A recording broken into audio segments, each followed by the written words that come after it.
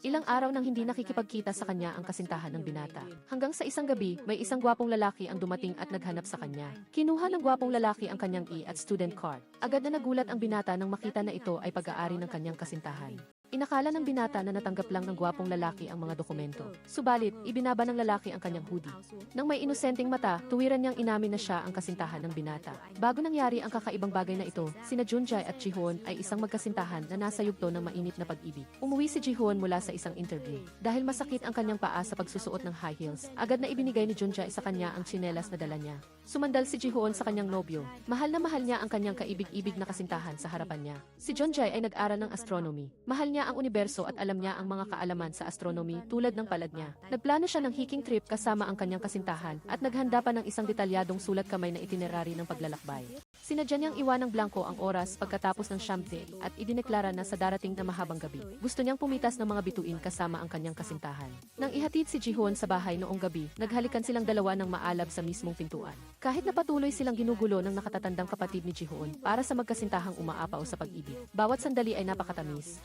Nang malaman na aalis si Jihoon kasama ang kanyang kasintahan, tuwirang binigyan siya ng kanyang matalik na kaibigan ng isang kahon ng kondo. At pinaalalahanan siya na protektahan ang kanyang sarili at gumawa ng mga ligtas na hakbang. Iniisip ang pahiwatig ng kanyang nobyo na pumitas ng mga bituin na mula si Jihoon sa hiya at inilagay ang kahon ng kondom sa kanyang bag. Nang gabing iyon, tumawag si Junjae at pagbaba ni Jihoon sa hagdan, nakita niya ang kanyang nobyo na nagmamaneho ng isang napakaastig na pulang sports car. Ipinaliwanag ni Junjae na hiniram niya ang kotse mula sa may-ari ng coffee shop. Nagtrabaho si Junjae ng part-time sa coffee shop at nakilala ang maganda at masigasig na may-ari. Sa gabi bago ang biyahe, naghalikan silang dalawa ulit ng maalab sa harap ng pintuan. Nang gabing iyon, naghanda si Junjae ng isang kwintas na hugis bituin at balak niyang ibigay ito sa kanyang kasintahan habang naglalakbay. Nang gabing iyon, naglagay din si Junjae ng face mask at humiga sa kama, naghahanda para sa isang mahimbing na pagtulog upang mapanatili ang kanyang kagandahan. Kinaumagahan sa pagkain, patuloy na naglalagay ng karne ang mga magulang at nakababatang kapatid ni Junjae sa kanyang mangkok, pinapaalalahanan siyang kumain ng mas maraming karne para magkaroon ng lakas. Nataranta si Junjae at ipinaliwanag na hindi niya kailangan ng lakas dahil isa lang itong simpleng biyahe at wala siyang balak na gawin iyon.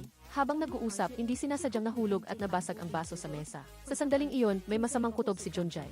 Nagising si Junjae ng medyo hilo, pumasok sa banyo at inalis ang maskara. Ngunit, sa sandaling itinaas niya ang kanyang ulo, natigilan siya. Ang taong nasa salamin ay isang napakagandang lalaki at hindi pa rin siya makapaniwala. Nagmamadaling naghilamos si Junjae, sinasabi sa sarili na panigurado, isa itong panaginip. Subalit, nang tapikin niya ang kanyang mukha, nagulat siyang napagtanto na ang sakit sa kanyang mukha ay napakatotoo. Subalit, nang tapikin niya ang kanyang mukha, pumasok ang kanyang nakatatandang kapatid sa banyo. Nagmamadaling tinakpan ni Jun ang kanyang bibig at tumalikod. Sa simula, napansin lang ng kapatid na babae na parang masikip ang pajama ni Jun at inakala na tumaba ang kanyang nakababatang kapatid. Ngunit, nang tumayo siya, biglang napansin ng kapatid na babae na tila abnormal ang laki ng paa ng kanyang nakababatang kapatid. Tiningnan niyang mabuti ang figura ng kanyang nakababatang kapatid sa loob ng ilang sandali at kaagad siyang kinilabutan. Tiyak na may pumasok na pervert sa bahay.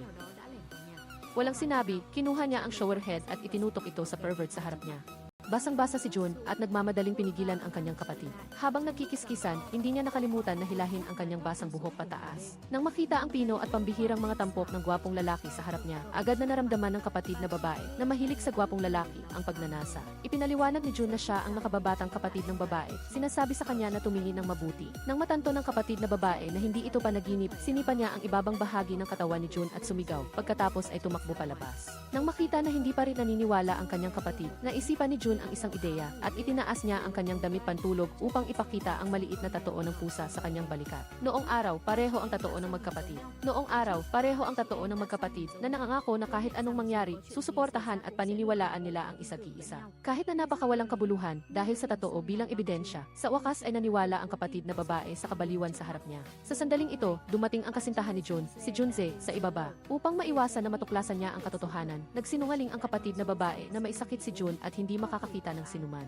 Nag-alala si Junze at gustong pumasok sa bahay para bisitahin si Jun, ngunit gumawa ang kapatid na babae ng lahat ng dahilan para tanggihan siya. Sa pagkakita sa kanyang kasintahan na umalis na lang, si Jun na nagtatago sa balkonahe ay umiiyak at tumatawa ng sabay. Pag-alis ni Junze, nagtago si Jun sa kumot at binasa ang mensahe na ipinadala ng kanyang kasintahan. Mayroon itong video ng isang nature shower. Dapat ay araw nila ng paglalakbay ngayon, ngunit ngayon, maaari lamang niyang panoorin ang meteor shower sa screen ng telepono. Umiiyak at gumugulong si Jun sa kama, tinitingnan ang malinis na nakaimpake na maleta, ngunit hindi makapaglakbay. Humihikbi si Jun nang walang tigil. Si Junze, na walang alam sa nangyayari, ay nagdadala ng pagkain, inumin, at sariwang bulaklak sa pintuan ng kanyang kasintahan araw-araw. At ang kanyang kapatid na babae ang laging tumatanggap ng mga gamit. Sa pagkakita sa pag-ibig ni Junse, pinaalalahanan ng kapatid na babae si Jun na sabihin ang katotohanan o makipaghiwalay. Matapos mag-alinlangan, binuksan ni Jun ang maleta at bumuntong hininga. Pinunasan niya ang kanyang luha at nagpasya na harapin ang magulong katotohanan. Sa isang maulan na gabi, pumunta si Jun sa coffee shop kung saan nagtatrabaho ang kanyang kasintahan ng part-time. Buong tapang niyang inilabas ang kanyang at student card at tuwirang inamin na siya si Jun upang patunayan ang kanyang pagkakakilanlan. Dala rin ni Jun ang kanyang passport photo, passbook, at iba't ibang dokumento, ipinapaliwanag na bukod sa pagiging lalaki, walang ibang nagbago. Hindi pa rin makapaniwala si Junse, iniisip na ang kanyang kasintahan ay nakikilahok sa isang prank show. Kaya, isa-isang ikinuwento ni Jun ang bawat detalye sa panahon ng kanilang pagdidate mula sa araw na nagsimula silang magdate. Ang lugar kung saan sila unang nakita hanggang sa uri ng bulaklak na unang ibinigay sa kanya ng kanyang kasintahan. Gayunpaman, masyadong walang kabuluhan ang sitwasyon. Kahit anong ipaliwanag ni Jun, ayaw pa ring maniwala ng kanyang kasintahan. Nagdududa pa nga na ang lalaki sa harap niya ay dinukot si Jun, galit siyang sinuntok siya at nagbanta na dadalhin siya sa istasyon ng pulisya. Umiiyak na sumang-ayon si Jun, ngunit bago iyon, umasa siyang sasamahan siya ng kanyang kasintahan sa isang lugar. Dinala ni Jun ang kanyang kasintahan sa kanyang sariling bahay upang ipakita sa kanya ang magkaparehong maliit na tatoo ng pusa sa balikat niya at ng kanyang kapatid na babae. Ipinaliwanag ni Jun na ang pagbabago ng kasarian ay isa talagang uri ng paglilipat sa kanilang pamilya. Ang pagkakaroon nito o hindi ay ganap na nakasalalay sa swerte. Ang ina ng magkapatid ay dumanas din ng katulad na sitwasyon. Ang tatoo na ito ay isang paraan ng pagkakakilanlan na inihanda ng maaga kung sakaling magkaroon ng hindi inaasahang pangyayari. Nahihilo lang si Junze at kailangan niya ng oras para ayusin ang lahat. Sinundan siya ni Jun, sinabing handa siyang maghintay, gaano man katagal. Ayaw lang niyang matapos ang relasyon nila ng kanyang kasintahan ng ganito. Habang nag-aalangan si Junze, lumapit si Jun at hinawakan ang kanyang kamay. Sa sandaling iyon, sa mga mata ni Junze, tila ang imahe ng gwapong lalaki sa harap niya ay nag-overlap sa imahe ng kanyang kasintahan sa kanyang alaala. Sa gabi, nagpagalagala si Junze sa kalye. Naalaala ang eksena kung paano niya unang nakita si Jun iyon ay sa isang oryentasyon sa kolehiyo. Mula sa unang sandali na nakita niya si Jun, umibig si Junze sa kanya sa unang tingin.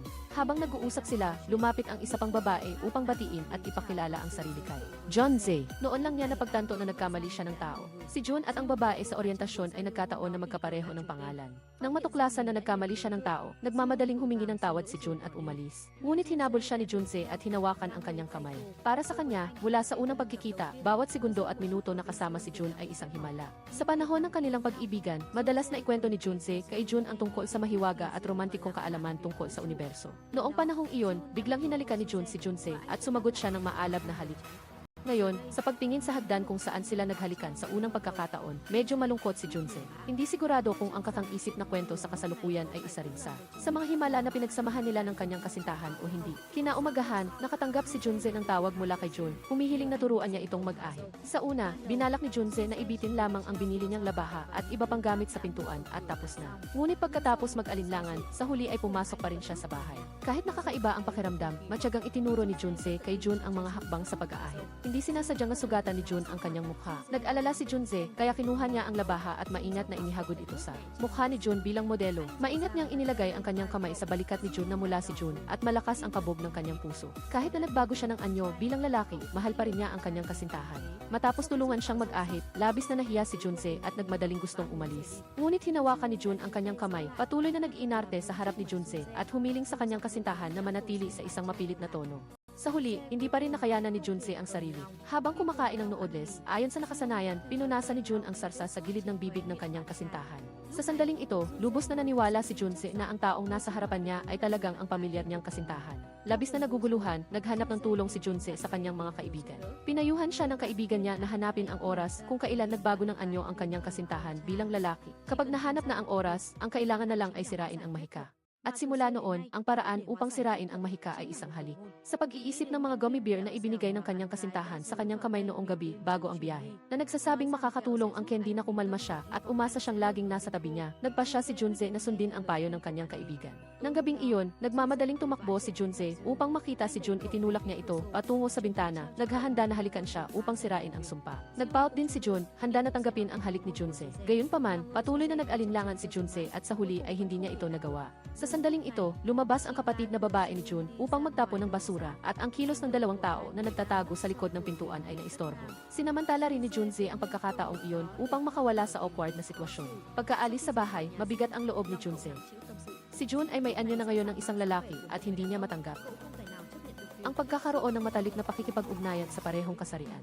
Sa panig naman ni Jun, naghahanap din siya ng solusyon sa problema. Ang pagbabago mula sa babae patungo sa lalaki ay dahil sa paglipat sa kanilang pamilya. Sinabi ng kanyang ina sa magkapatid na may panahon din siya na naging lalaki. Kaya, bumalik si Jun sa barbershop ng kanyang mga magulang, balak niyang magtanong ng detalyado, ngunit patuloy siyang nag-aatubili at hindi naglakas loob na magtanong. Nagpadala ng magandang balita ang publishing house na nagsasabing pumasa siya sa interview, ngunit masaya at walang magawa si Jun.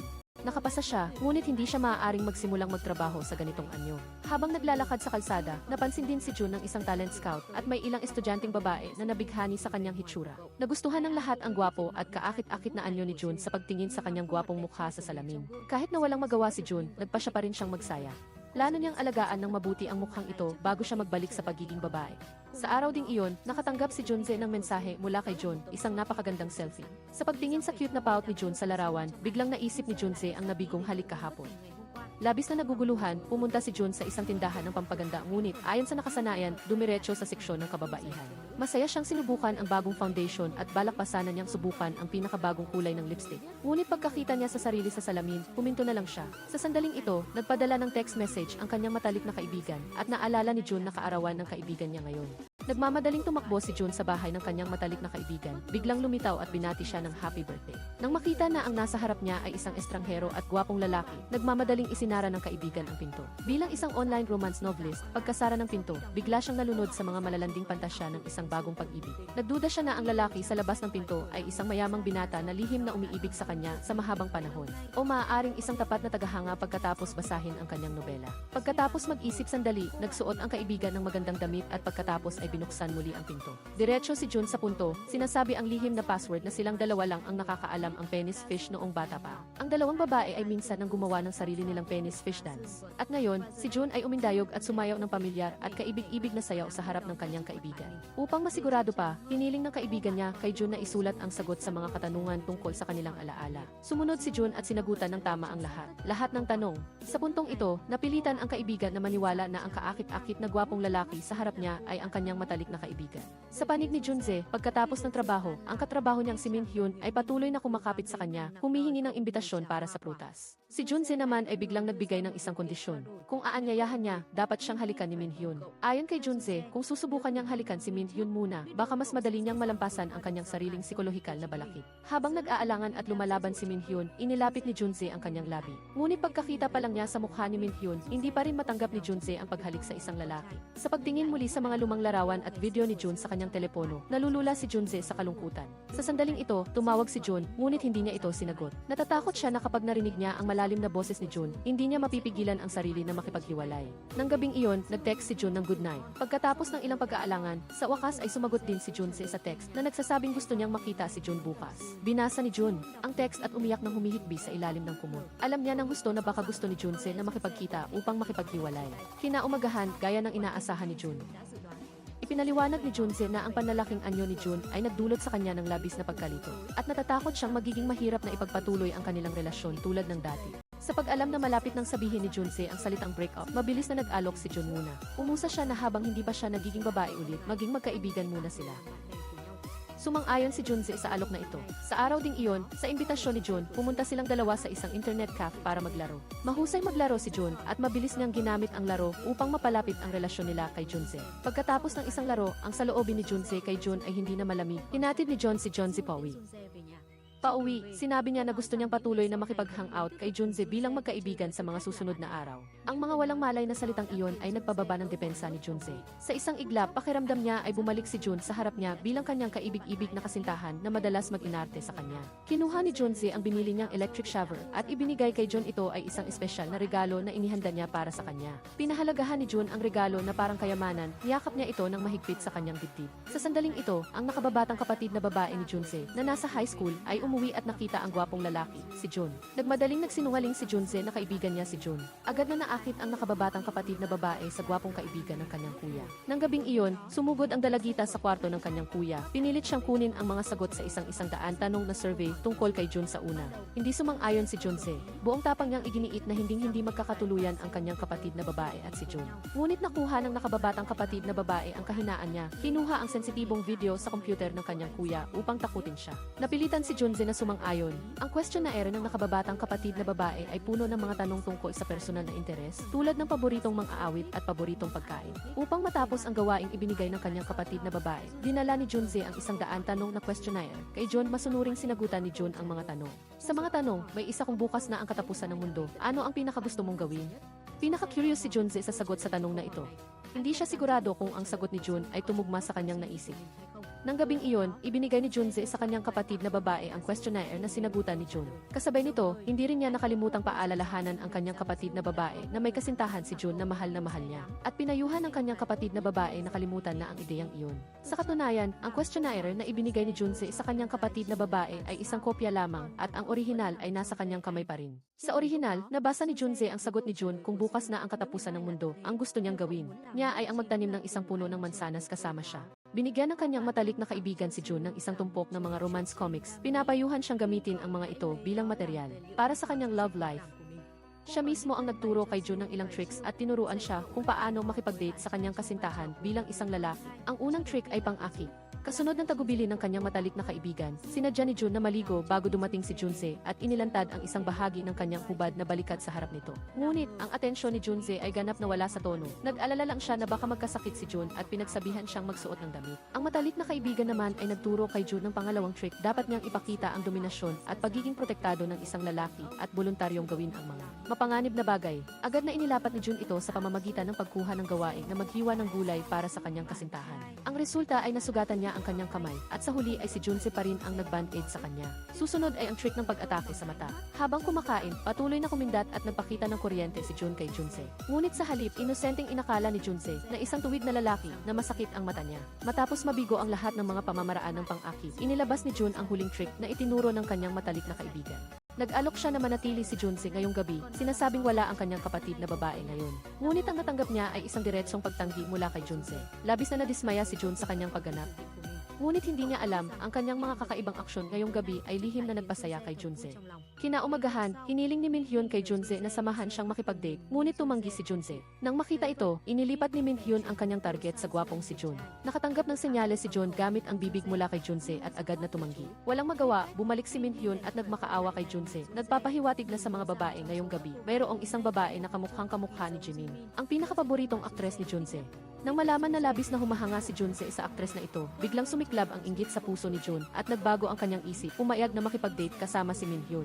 Sa harap ng sitwasyon, si Junse ay tila kalmado sa labas habang nagbabasa ng libro. Ngunit sa katunayan, ang kanyang mga paa sa ilalim ng mesa ay patuloy na nanginginig. Noong gabi, hindi sumipot ang blind date ni Minhyun kaya inanyayahan niya si Jun na uminom. Nang malaman ito, halos mabaliw si Junse. Patuloy na iniisip ang mga kahinahinalang eksena sa pagitan ni Jun at Minhyun. Ngunit sa katunayan, pumunta lang silang dalawa sa isang restaurant ng lamang loob ng baka ng gabing iyon. Sa kalagitnaan ng gabi, pumasok si Jun sa banyo. Gayunpaman, ayon sa nakasanayan, pumasok siya sa pambabaeng banyo at pinalabas. Sa pagtingin sa panalaking banyo sa harap niya at iniisip ang kanyang kasalukuyang kasarian, si Jun ay nalulumbay at patuloy na umiinom ng alak. Hindi nagtagal, nakatanggap si Junse ng tawag at nang malaman niyang lasing si Jun, nagmamadali siyang tumakbo doon ng walang salita. Pagkarating niya, nakita niyang hinuhubad ni Minhyun ang kanyang pantalon at muntik na siyang makipag-away dito, hanggang sa nakita niya si Jun na natutulog ng mahimbing sa bahay ni Minhyun, ligtas at maayos. Nang gabing iyon, natulog din si Junse sa bahay ni Minhyun. Ibinunyag ni Minhyun na habang lasing, patuloy na tinatawag ni Jun ang pangalan ni Junse. Humarap si Junse kay Jun at marahan na pinisil ang nakakunot na kilay nito. Kinaumagahan, nang magising si Junse, humarap siya at natigilan. Si Jun, na nakahiga sa tabi niya, ay nagbalik na bilang kanyang kasintahan sa kanyang orihinal na anyo. Sa pagitan ng tuwa at takot na baka mahuli siya ng kanyang mga kaibigan, dali-daling binuhat ni Jun ang kanyang kasintahan, pati ang mga paa nito, palabas. Labis ang tuwa ni Jun nang matuklasan niyang bumalik na siya sa kanyang orihinal na biological na kasarian. Halos 24 paghahati pito siyang nag-video call sa kanyang kasintahan noong araw na iyon at tanging ang magkadikit sila ang hiling nilang dalawa. Kinabukasan, pagising niya at nakita pa rin ang dati niyang mukha, nakahinga ng maluwag si June. Mukhang natapos na ang sumpa na nagpapabago sa kanyang anyo. Habang naliligo, dahil hindi pa rin siya mapakali, muling nag-video call si June sa kanya. Agad na nagpadala si June ng isang cute na larawan sa kanyang kasintahan. Agad namang masayang hinalikan ni June ang larawan kahit pasunod-sunod siyang sinasabuyan ng tubig ng sasakyang nasa harap niya. Para kay June, ang pagbabalik ng kanyang kaibig-ibig na kasintahan ay labis-labis na kaligayahan. Dumating ang mga magulang nila para maglinis sa bahay ng magkapatid na June at hindi inaasahang nakakita ng isang panlalaking salawan. Agad nilang tinanong ang magkapatid kung sinong lalaki ang naglakas loob na akitin ang kanilang anak na babae. Akmang sasabihin na ng ate ang totoo, ngunit mapanganib itong pinigilan ni June. Napilitan siyang magsinungaling na ang salawal ay sa kasintahan niya. Dahil dito, nakaligtas ang magkapatid sa isang sakuna. Pagkaalis ng mga magulang, tinanong ng ate si June kung bakit hindi niya inamin sa mga magulang ang sikreto ng kanyang pagiging lalaki. Kahit paano, bumalik na siya bilang isang babae ngayon. Muling ikinuwento ni June ang tungkol sa nakaraan. Minsan niyang nasaksihan ang pag-iyak ng kanyang ina dahil dito. Ayaw ng ina na dumanas ang dalawang anak ng mga bagay na katulad ng sa kanya. Upang hindi na muling lumuha ang ina, pinili ni June ang magtago. Sa huli, tapos na rin ang lahat. Ayaw niyang muling masaktan ang loob ng kanyang mga magulang dahil sa lumang kwento. Noong umagang iyon, nakatanggap si Jones ng text message na nagpapaalam tungkol sa almusal mula kay June. Naghahanda siyang pumutok ng itlog at medyo. Nag-alala kung dalawang pula na naman ba ang itlog. Noong nakaraan, bago siya maging lalaki, nakakita rin si June ng itlog na may dalawang pula sa unang pagkakataon sa buhay niya. Sa pag-iisip na baka muling maging lalaki si June dahil sa isang itlog na may dalawang pula, halos gumuho si June. Upang hindi na maulit ang trahedya, binaliwala niya ang trabaho at nagmadali siyang bumili ng maraming pagkain sa daan. Pagkatapos, tumawag siya kay June at pinayuhan siyang huwag na huwag niyang puputukin ang itlog. Pagkatapos bumili ng almusal, nagmadali siyang lumipad patungo sa bahay ng kanyang kasintahan. Naintindihan ni June ang pag-aalala ng kanyang kasintahan at naramdaman din niyang napaka-cute nito. Dahil sa tindi ng damdamin, akmang maghahalikan na sila, ngunit biglang naalaala nila ang nakakahiya nilang halikan noong lalaki pa si June. Pagkatapos ng ilang sandali ng pagiging awkward, kusang hinalikan ni June, si June, labis niyang minahal ang kanyang kasintahan na bumalik na sa kanyang orihinal na anyo. Noong gabing iyon, tinago ni June ang labaha na ginamit niya noong lalaki pa siya. Tinago rin ni June ang 100 tanong at sagot na set tungkol kay June, bersyon 5. Nagpaalam sila sa isa't-isa nang may pagbati ng magandang gabi nang hindi nila alam kung ano ang kakaharapin nila kinabukasan. Kinabukasan, pumunta si June sa paaralan para salubungin si June. Ngunit nakita niya si June na kinukulit ng ibang babae. Ang babae ay isang magandang hot girl na mas bata rin kay June at ang pangalan niya ay Minju. Sinubukan ni Minju na umakit at makipagkaibigan kay June. Nang makita ito ni June, lumapit siya at agad na hinawakan ang kamay ni June upang igiit ang kanyang pag-aari. Si Minju naman ay tuso at sa harap mismo ni June, kinurot niya ang pisngi ni June. Sinabi ni Hwenhong na minarkahan niya ang kanyang pag-aari kay June at alam ng lahat na si June ay para sa kanya lamang. Inanyayahan din ni Minju si June na dumalo sa kanyang welcome party sa bar at hindi lang siya lumapit kay June at bumulong sa kanyang tenga, kundi sadyaring hinawakan ang braso nito. Nagalit si June, tumalikod at umalis patungo sa bar at doon ay uminom ng beer ng walang humpay. Dali-daling nagpaliwanag si June sa kanyang kasintahan na hindi totoo ang iniisip nito. Ngunit si June ay nagpumilit at hiniling na pumunta ang kanyang kasintahan sa bar ayon sa kanilang usapan. Gusto niyang makita kung narito siya bilang lehitimong kasintahan kung ano ang magagawa ng ibang mga babae. Noong gabing iyon, bali-baliwang pumili ng damit si June sa bahay. Sa huli, ayon sa payo ng kanyang ate, pumili siya ng simpleng maong na pantalon na sinamahan ng puting t-shirt. Kahit simple ang damit, nang isuot ito ni June, naglabas ito ng kakaibang alindog. Noong gabing iyon din, nagbihis at nag-ayos din si Minju, masayang nakikipag-usap at kusa niyang inakbayan si June. Gusto sanang hintayin ni June ang kanyang kasintahan. Pumasok din siya, ngunit hindi niya kinaya ang patuloy na paghila at pagtulak ni Minju, kaya nauna siyang pumasok sa bar kasama ito. Sa bar, sinamantala ni Minju ang pagpunta ni June sa banyo at nang makita niyang tumatawag si June, kinuha niya ang telepono. Sinadya niyang kausapin ang kanyang mga kaibigan tungkol kay June sa telepono na kunwari ay napakalapit niya rito. Sa kabilang linya, si June ay balisa at galit dahil naging lalaki na naman siya. Nakita niyang pumunta sa bar ang kasintahan niya at ang vixen na iyon at sa napakahalagang sandali ay nagkaroon na naman siya ng problema. Halos mabaliw si June. Sinamantala ni Minju ang pagkakataon at patuloy na nag-alok ng inumin kay Jones at hinila pa ito upang sumayaw. Para mabawi ang kanyang kasintahan, nagpa siya si June na gumawa ng malaking hakbang at humingi siya ng tulong sa kaibigan niyang si Min Huyen. Naghanda si Min Huyen ng damit para kay June at mabilis na lumitaw ang dalawa ng may kaayusan na agad nagpaikot ng tingin ang buong bar. Sa dance floor, si Jones na lasing ay kinokontrol ni Minju. Masayang-masaya si Minju nang biglang lumitaw si June ang may mukhang punong-puno ng selos at mahigpit na hinawakan ang kamay niya. Lasing na lasing si Jones at hindi na alam ang nangyayari sa mundo. Malabo niyang nakita na si June ay naging lalaki na naman. Mabilis na nilampasan ni Jones si Minju at kasama si Min Huyen, binuhat nila si Jones pauwi. Sa bahay, lasing pa rin si Jones at patuloy siyang kumakanta, sumasayaw at nagwawala. Gayunpaman, sa prosesong iyon, hindi nakalimutan ni Jones na ipagtapat ang laman ng kanyang puso sa kanyang ina. Hindi niya maintindihan kung bakit nagbago ang taong gusto niya sa isang gabi lang. Nang marinig ang sinabi ni Jones, si Ji-un na nakatayo sa tabi ay nagpakita ng kalungkutan at hindi niya maiwasang makaramdam ng inis. Kinabukasan, nagising si Jones mula sa kanyang kalasingan, ngunit nakalimutan niya ang karamihan sa mga nangyari noong nakaraang gabi. Nag-aalala ang ama ni Jones at tinanong ang kanyang anak tungkol sa pag-usad ng kanyang love life. Malungkot ang mukha ni Jones, ngayon ay muli niyang nawala ang kanyang kasintahan. Nagbanggit pa ang ama ng isa pang bagay, sinabing ang binata na naghatid kay Jones pauwi kagabi ay tumulong sa kanya na magpalit ng damit at maligo. Sa pag-iisip na nakita ng isang lalaki ang kanyang katawan, muling nagwala si Jones. Kagabi, ibinigay ng nakababatang kapatid na babae ang video kay Jones na nagpapakita ng kanyang kalasingan kagabi. Salamat sa video na iyon, malinaw na naalaala ni Jones ang nangyari. Kagabi, noong lasing siya, bulong ng bulong si Jones na hindi dapat magbago ang mga tao ng ganoon kabilis. Hindi niya maintindihan kung bakit biglang naging babae ang kasintahan niya at biglang naging lalaki. Parang niloloko lang ang puso niya.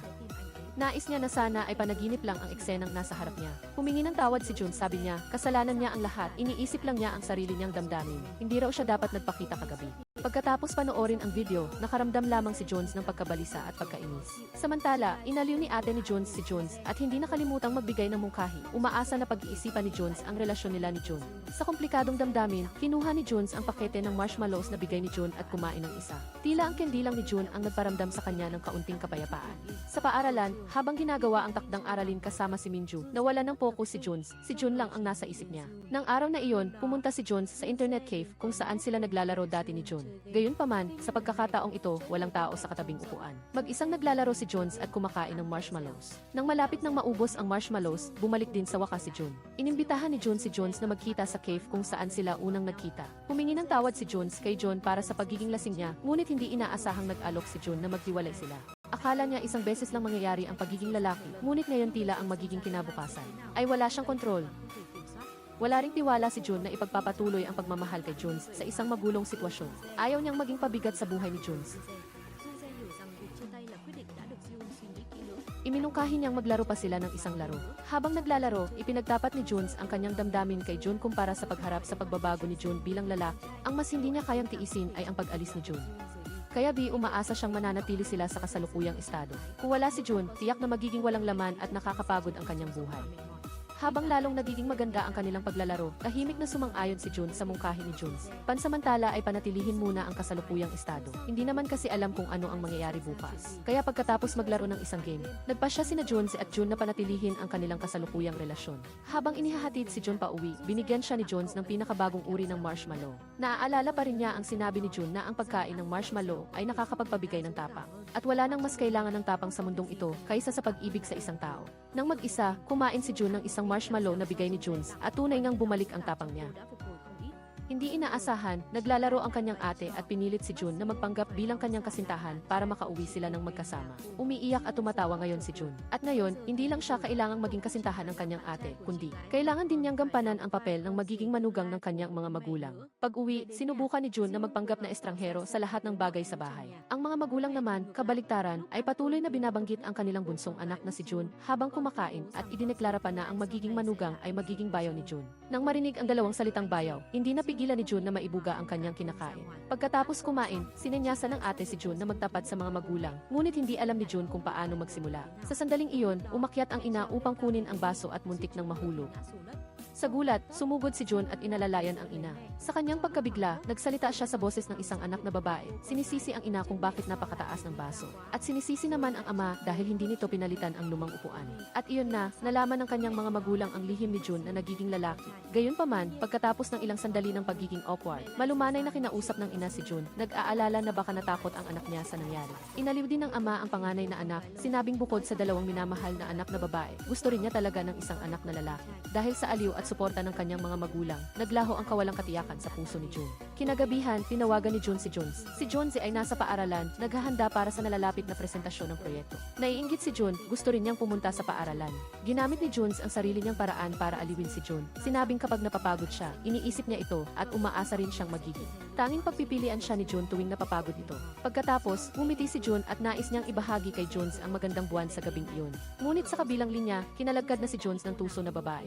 Kinabukasan Kinabukasan, nagpasya sina Juns at ang kaibigan niyang si Min Huyen na bumisita sa bahay ni Jun. Mabilis na pinaalalahanan ng matalik na kaibigan si Jun na itago ang lahat ng damit at gamit ng babae sa bahay bago dumating ang dalawang lalaki. Nagmamadaling naglinis si Jun, nakasuot siya ng maliit na hair clip, nakasuot ng maliit na apron at itinago ang lahat ng gamit ng babae sa bahay. Kasama na ang mga cute na litrato nila ni Juns.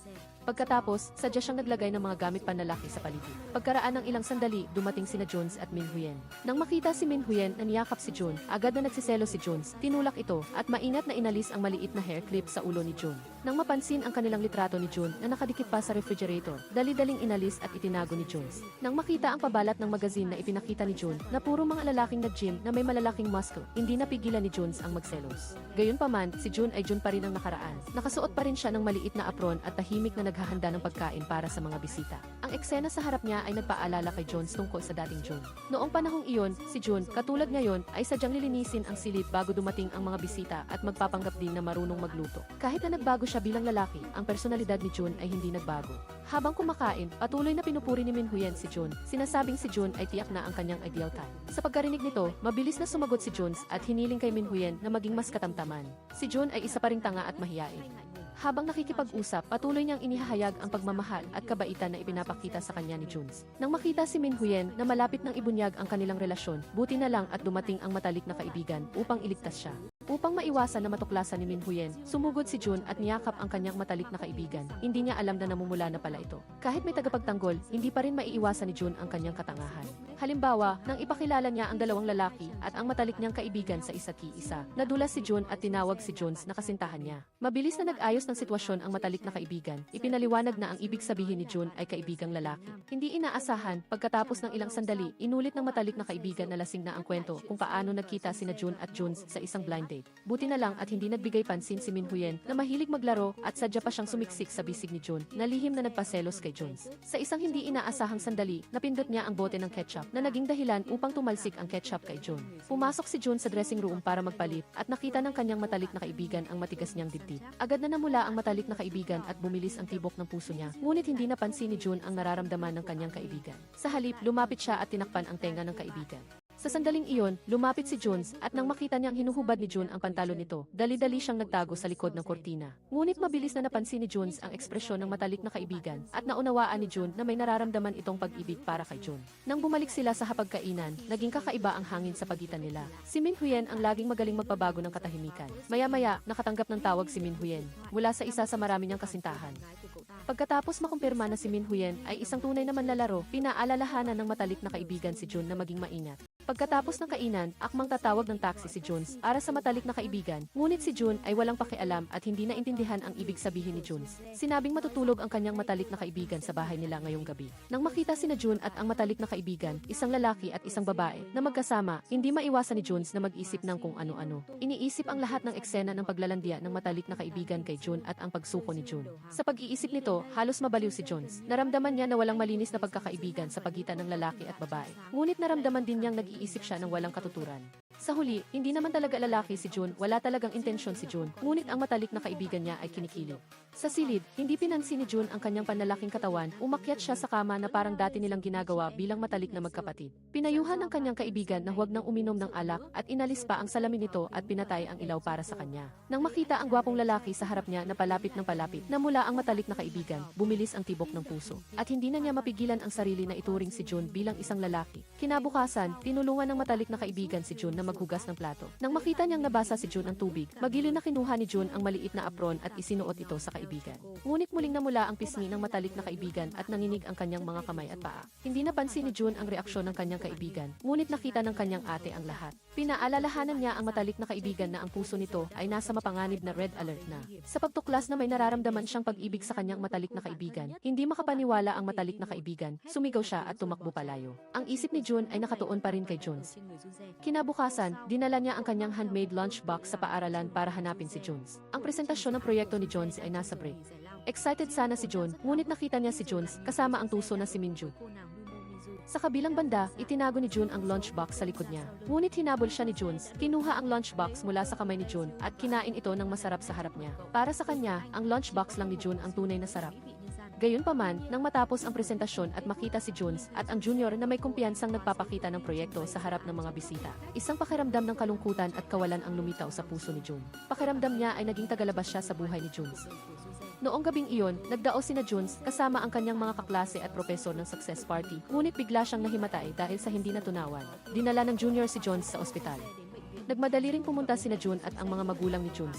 Isang nurse na nakatayo sa tabi ang nagkamali at inakala na ang junior ay kasintahan ni Jones. Hindi nagpaliwanag si Minju, sa halip, sinundan niya ang sinabi ng nurse at nagsinungaling na nagde-date sila ni Jones. Ang mga magulang ni Jones ay madaling maniwala at patuloy na pinupuri ang dalaga bilang matalino at maganda. Nang makita si Minju na patuloy na ginagamit ang posisyon niya bilang kasintahan upang purihin ang mga magulang ni Jones, nagalit si June. Patuloy niyang idiniin na ang kasintahan ni Jones ay iba at prang kanyang sinabi na nagsisinungaling si Minju. Ngunit walang kahihiyan ang babae at idineklara pa na isang araw, magiging magkasintahan sila ni Jones. Sinabi pa niya na kung ang tinatawag na kasintahan ni Jones ay hindi kilala ng mga magulang ng dalawang panig, baka hindi ganoon kalalim ang relasyon na iyon. Nang marinig ito, nagalit si June at walang pag-aalinlangan siyang nagdeklara, "Ako ang totoong kasintahan ni Jones." Pagkatapos magsalita, agad na napagtanto ni June na nakapagsalita siya ng hindi dapat at dali-dali siyang nagpaliwanag sa mga magulang ni Jones. Gayunpaman, habang nasa ward, nang makita niya si Minju at ang mga magulang ni Jones na nag-aalaga kay Jones, biglang nakaramdam si June ng pagkalito at pagkaligaw. Tila siya mismo ngayon ang tagalabas. Sa ilalim ng gabi, si June ay nag-iisa at malungkot na lumabas sa pasilyo, puno ng damdamin. Hindi inaasahan, lumabas din si Jones at bigla niyang hinawakan ang kamay ni June upang isandal ito sa kanyang balikat tulad ng dati. Muling kinilig ang puso ni June, ngunit sa sandaling ito, lumitaw si Minju. Ginamit niya ang dahilan na hindi maganda ang kalusugan ni Jones at hinila niya ito. Siguro dahil gusto ring magpasalamat ni Jones sa dalaga na naghatid sa kanya sa ospital. Hindi siya tumanggi. Kinabukasan, kusang inanyayahan ni Jones si Minju na magkape para magpasalamat. Ngunit ang dalaga ay humingi pa ng higit. Mapilit niyang hiniling na imbitahan siya ni Jones na kumain ng malahotpot. Dahil may utang na loob, pumayag si Jones. Sinamantala ni Minju ang pagkakataon at tinanong si June tungkol sa tunay na relasyon nila. Hindi naglakas loob si Jones na sabihin ang totoo. Sinabi na lang niyang si June ay isang mabait na kaibigan. Nang marinig niya ang kwento ng dalaga tungkol sa pagdeklara ni June na kasintahan siya.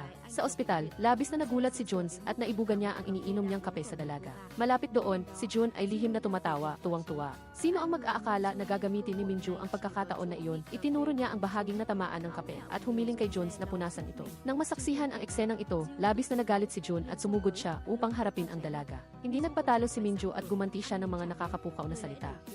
Hindi rin nagpatalo si June at matapang siyang sumagot sa bawat salita. Nang makita na malapit nang mag-away ang dalawa, mabilis na hinila ni Jones si June upang kumain ng mala hotpot para makipag-ayos. Hindi inaasahan, kumapit din si Minju sa braso ni Jones at humiling na sumama. Sa hotpot restaurant, muling nagkaroon ng lihim na labanan. Nag-agawan ang dalawa para makaupo sa tabi ni Jones. Kahit sa pagkain, nagpaligsahan sila sa paglalagay ng chili oil sa kanilang mangkok na parang gusto nilang makita kung sino ang mas makatiis sa anghang. Nang makita ang hitsura ni June na halos hindi na makatiis sa anghang, natulala si Jones sandali. Tila ang taong nasa harap niya ay ang maganda at kaibig-ibig na kasintahan niya noon. Gusto kitang halikan, bulong niya sa sarili. Ngunit bigla niyang napagtanto na ang nasa harap niya ngayon ay si June sa anyo ng isang lalaki.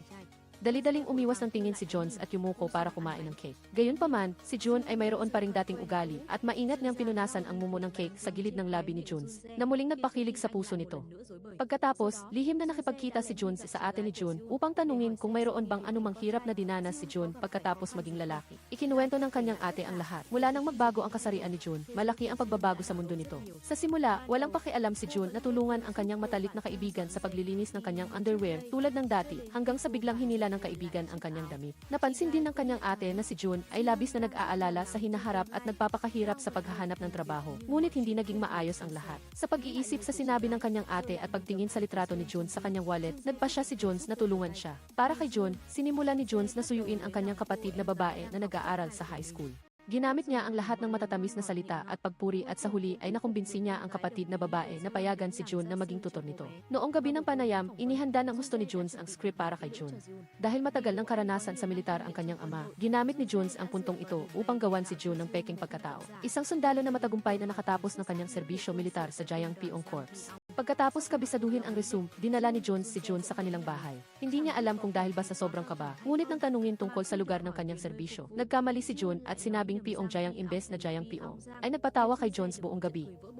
Habang kinukulit ni Jones si June, nakatanggap siya ng tawag mula sa kanyang matalik na kaibigan. Nang marinig ang pag-iyak ng kaibigan sa telepono, dali-daling hinila ni June si Jones at tumakbo upang hanapin ito. Ang matalik na kaibigan ay nakaupo at lasing na lasing sa isang kainan at sinabi sa kanilang dalawa ang hindi magandang nangyari sa kanya. Ang nangyari ay, may isang babaeng kasamahan niya sa trabaho, na isa ring online writer, ang nagpakilala sa kanya ng makakadate. Pagkakita pa lamang, halos hindi na nakapagsalita ang matalik na kaibigan. Isa itong tiyuhin na nasa katanghali ang gulang, mamantika ang mukha sa pagkain, naghahangad ng pagkain, at kalbo pa at nakasuot ng peluka. Ang matalik na kaibigan ay umiiyak at nagsisinungaling na umiiyak. Hindi ito ang unang pagkakataon na ipinakilala siya sa mga ganoong kasamang tao. Kahit na hindi siya nagka-boyfriend, simula pa noong bata pa siya, hindi naman siya dapat minamaliit ng ganito. Nang aakmang aaliwin na sana ni June, nag-text ang kasamahan. Nagkunwari siyang nagtatanong tungkol sa resulta ng date. Ngunit ang mga salita niya ay puno ng pang-iinis, pinapayuhan ang kaibigan na huwag maging masyadong mapili. Inimbitahan pa siya ng babae sa kanyang birthday party at sinabing nandoon din ang lalaking kadate niya. Sa pagtingin sa mga mensaheng puno ng panunuya, hindi napigilan ni June ang magalit para sa kanyang kaibigan.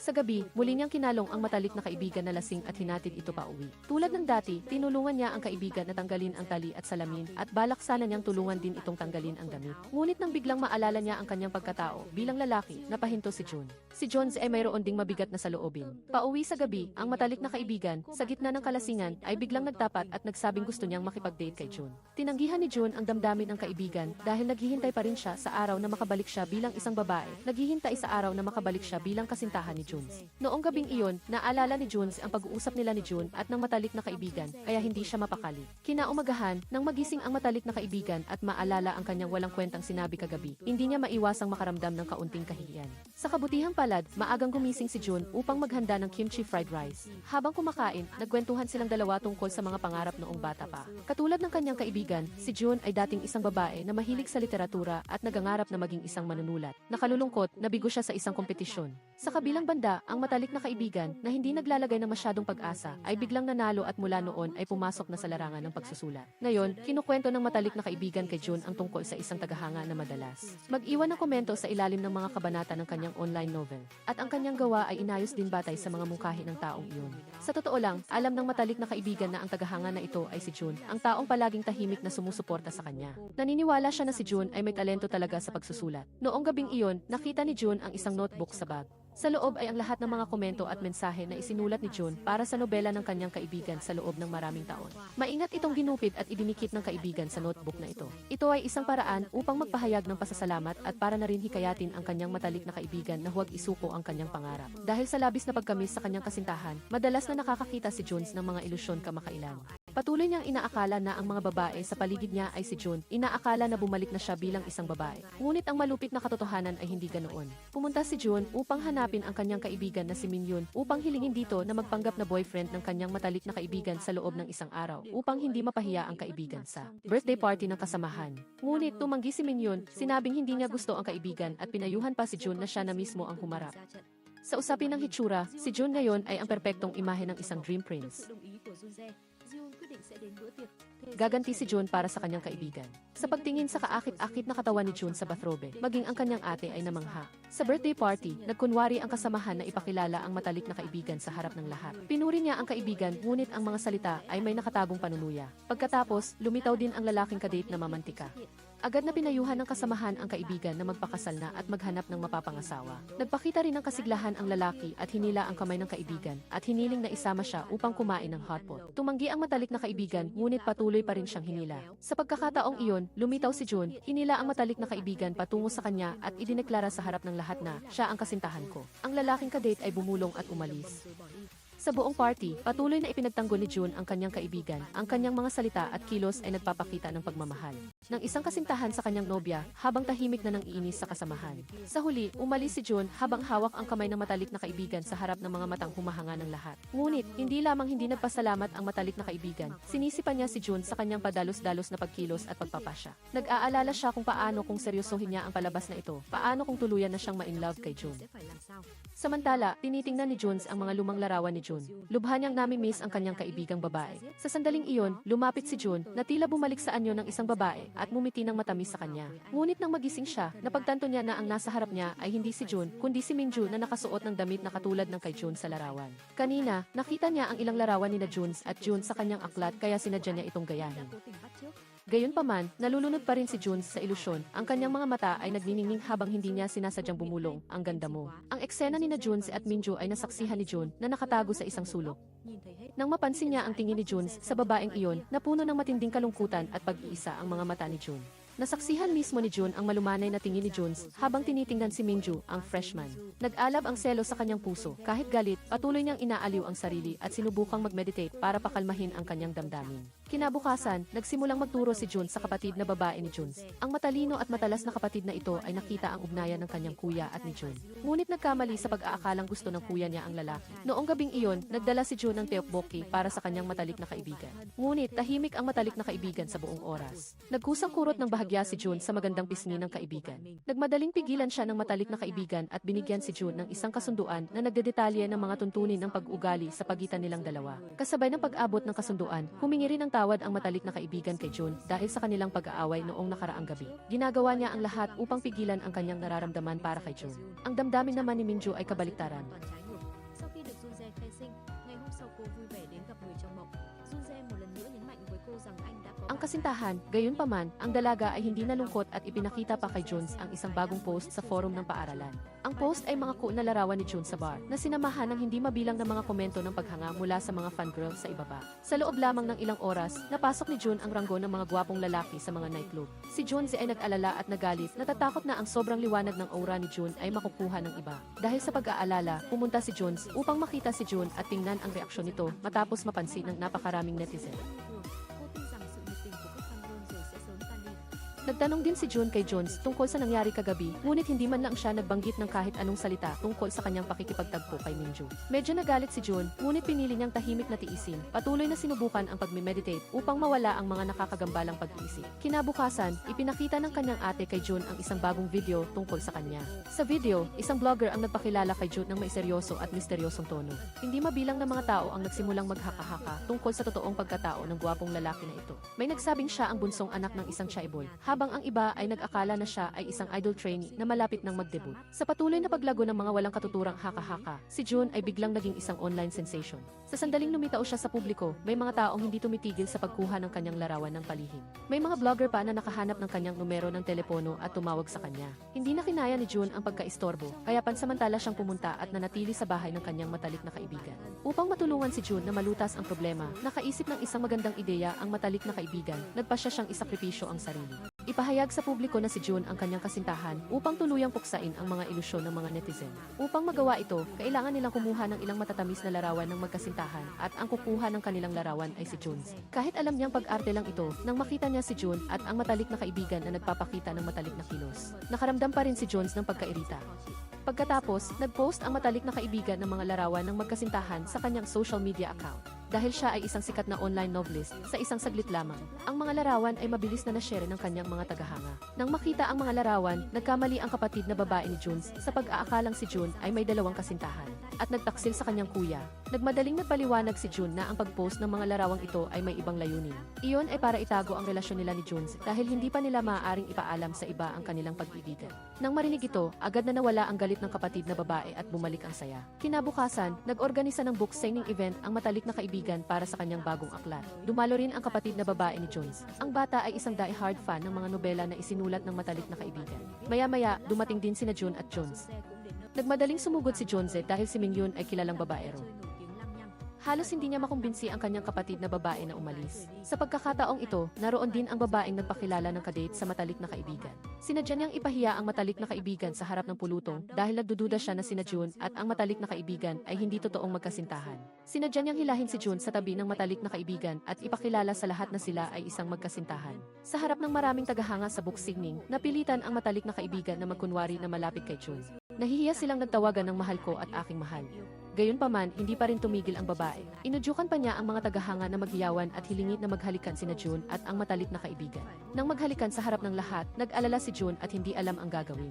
Sa sitwasyong ito, pumikit ang matalik na kaibigan at mapangahas na niyakap ang mukha ni Jun at ibinigay ang kanyang unang halik. Nasaksihan mismo na hinalikan ng kanyang kasintahan ang ibang babae. Nanigas si Jun sa kinatatayuan niya. Pagkatapos ng book signing, nag-inom mag-isa ang matalik na kaibigan. Nag-aalangan kung dapat ba niyang samantalahin ang pagkakataong ito upang angkinin si Jun.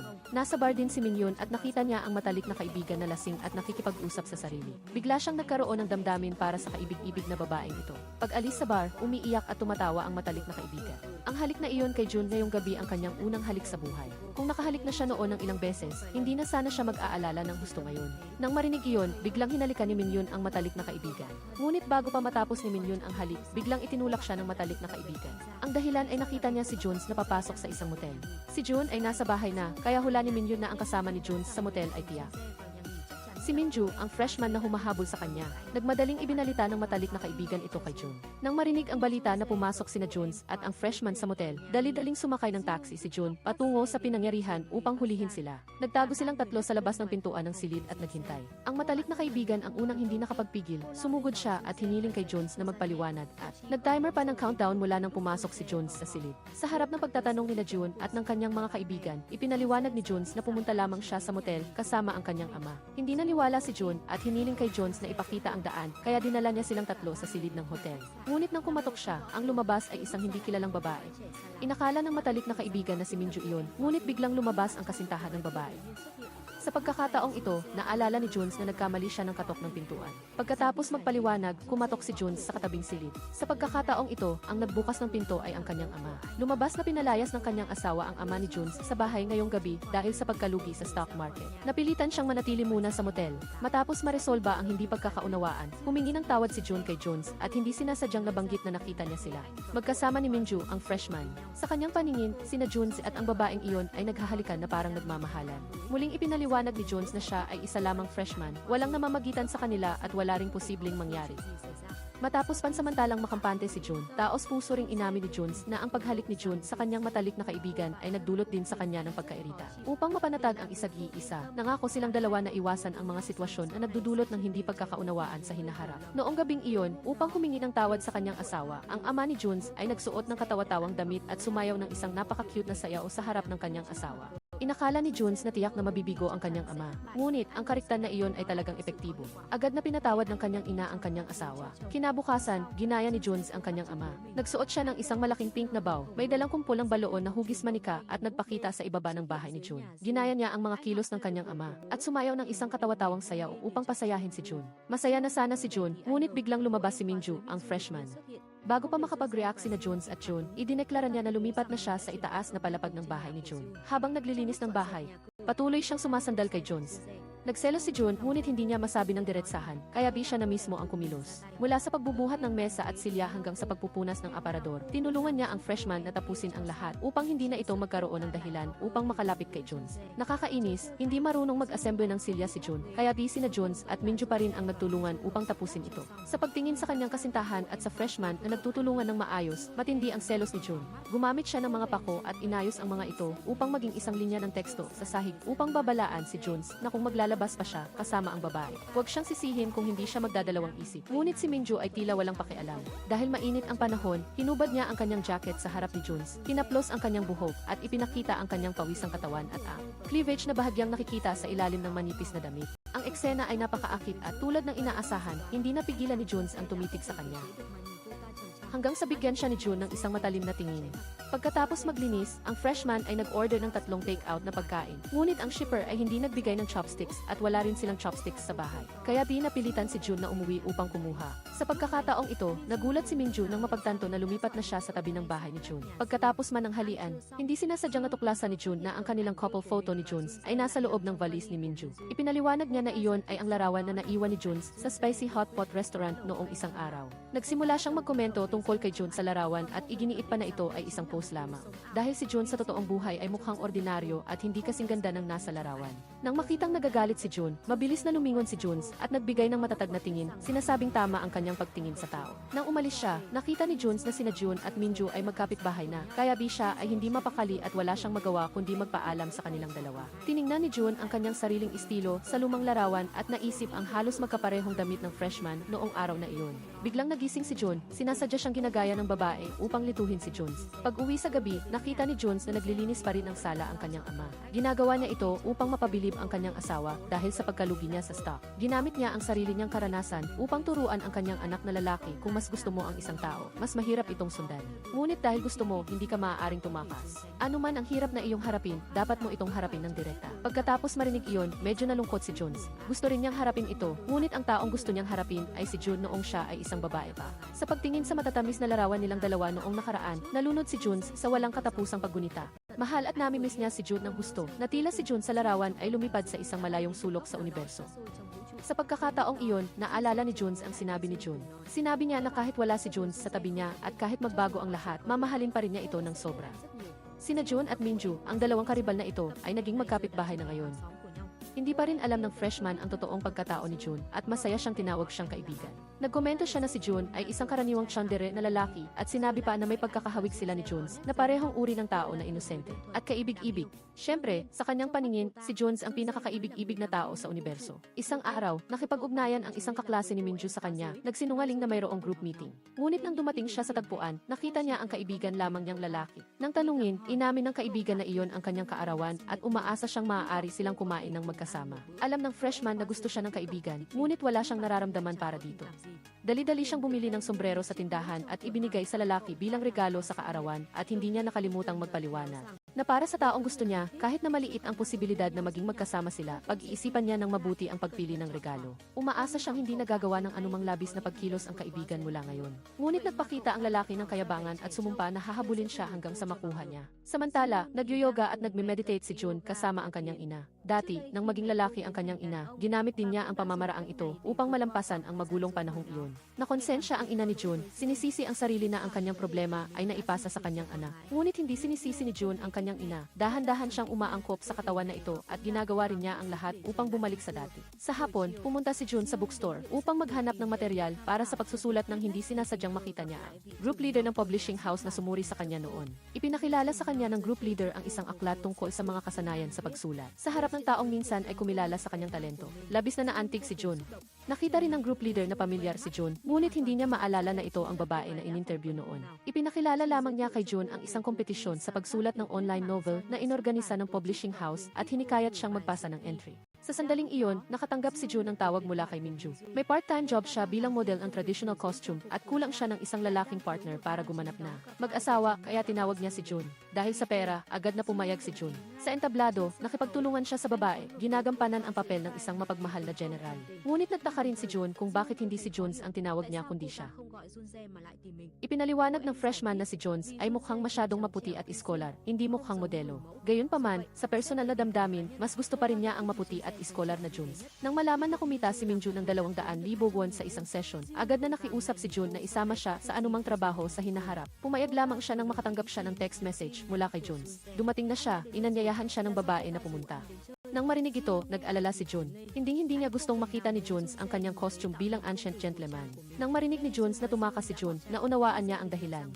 Dati, nang babae pa si Jun, nangako silang magsuot ng hanbok ng magkasama at magpanggap na young lady at scholar sa isang historical drama. Ngunit ngayon, ang pangako ay tila nawala na. Ang pagtatanghal ng freshman ay mayroon pang pangalawang scene. Wala siyang magawa kundi hilahin si Junes sa entablado upang punan ang puwang. Sinamantala ang pagkakataon na gampanan ang papel ng asawa ni Junes, niyakap niya ng mahigpit ang lalaking gusto niya. Ang eksenang ito ay nagpaselos kay Jun na nakatayo sa sulok at nagpakamot sa ulo. Upang akitin ang mga manonood, ang huling eksena ay ang paghalikan ng mag-asawa. Sa sandaling iyon, nakita ni Jun ang isang ilusyon ng kanyang sarili noong babae pa siya, nakasuot ng hanbok, niyayakap at hinahalikan si Jones. Ngunit nang magising siya, si Minju pala ang nasa entablado na mumunguso patungo kay Jones. Nang makita niyang hindi alam ni Jones ang gagawin, sumugod si Jun na parang pana at pumagit na. Mabuti na lang at ang nakababatang babae ay napakatalino at agad nagdagdag ng dialog para isama si Jun bilang isang karakter sa dula. Naintindihan ni Jun ang ibig sabihin at umaksyon kaagad upang iligtas ang palabas. Sa huli, hindi sinasadya silang nakagawa ng isang love triangle sa entablado na umani ng walang tigil na palakpakan mula sa mga manonood. Ikinuwento ni Jun ang nangyari ngayon sa kanyang matalik na kaibigan. Ibinunyag din ng kaibigan ang isang sikreto kay Jun. Nang magising siya kaninang umaga, bigla niyang naalala ang halik kay Minju kagabi.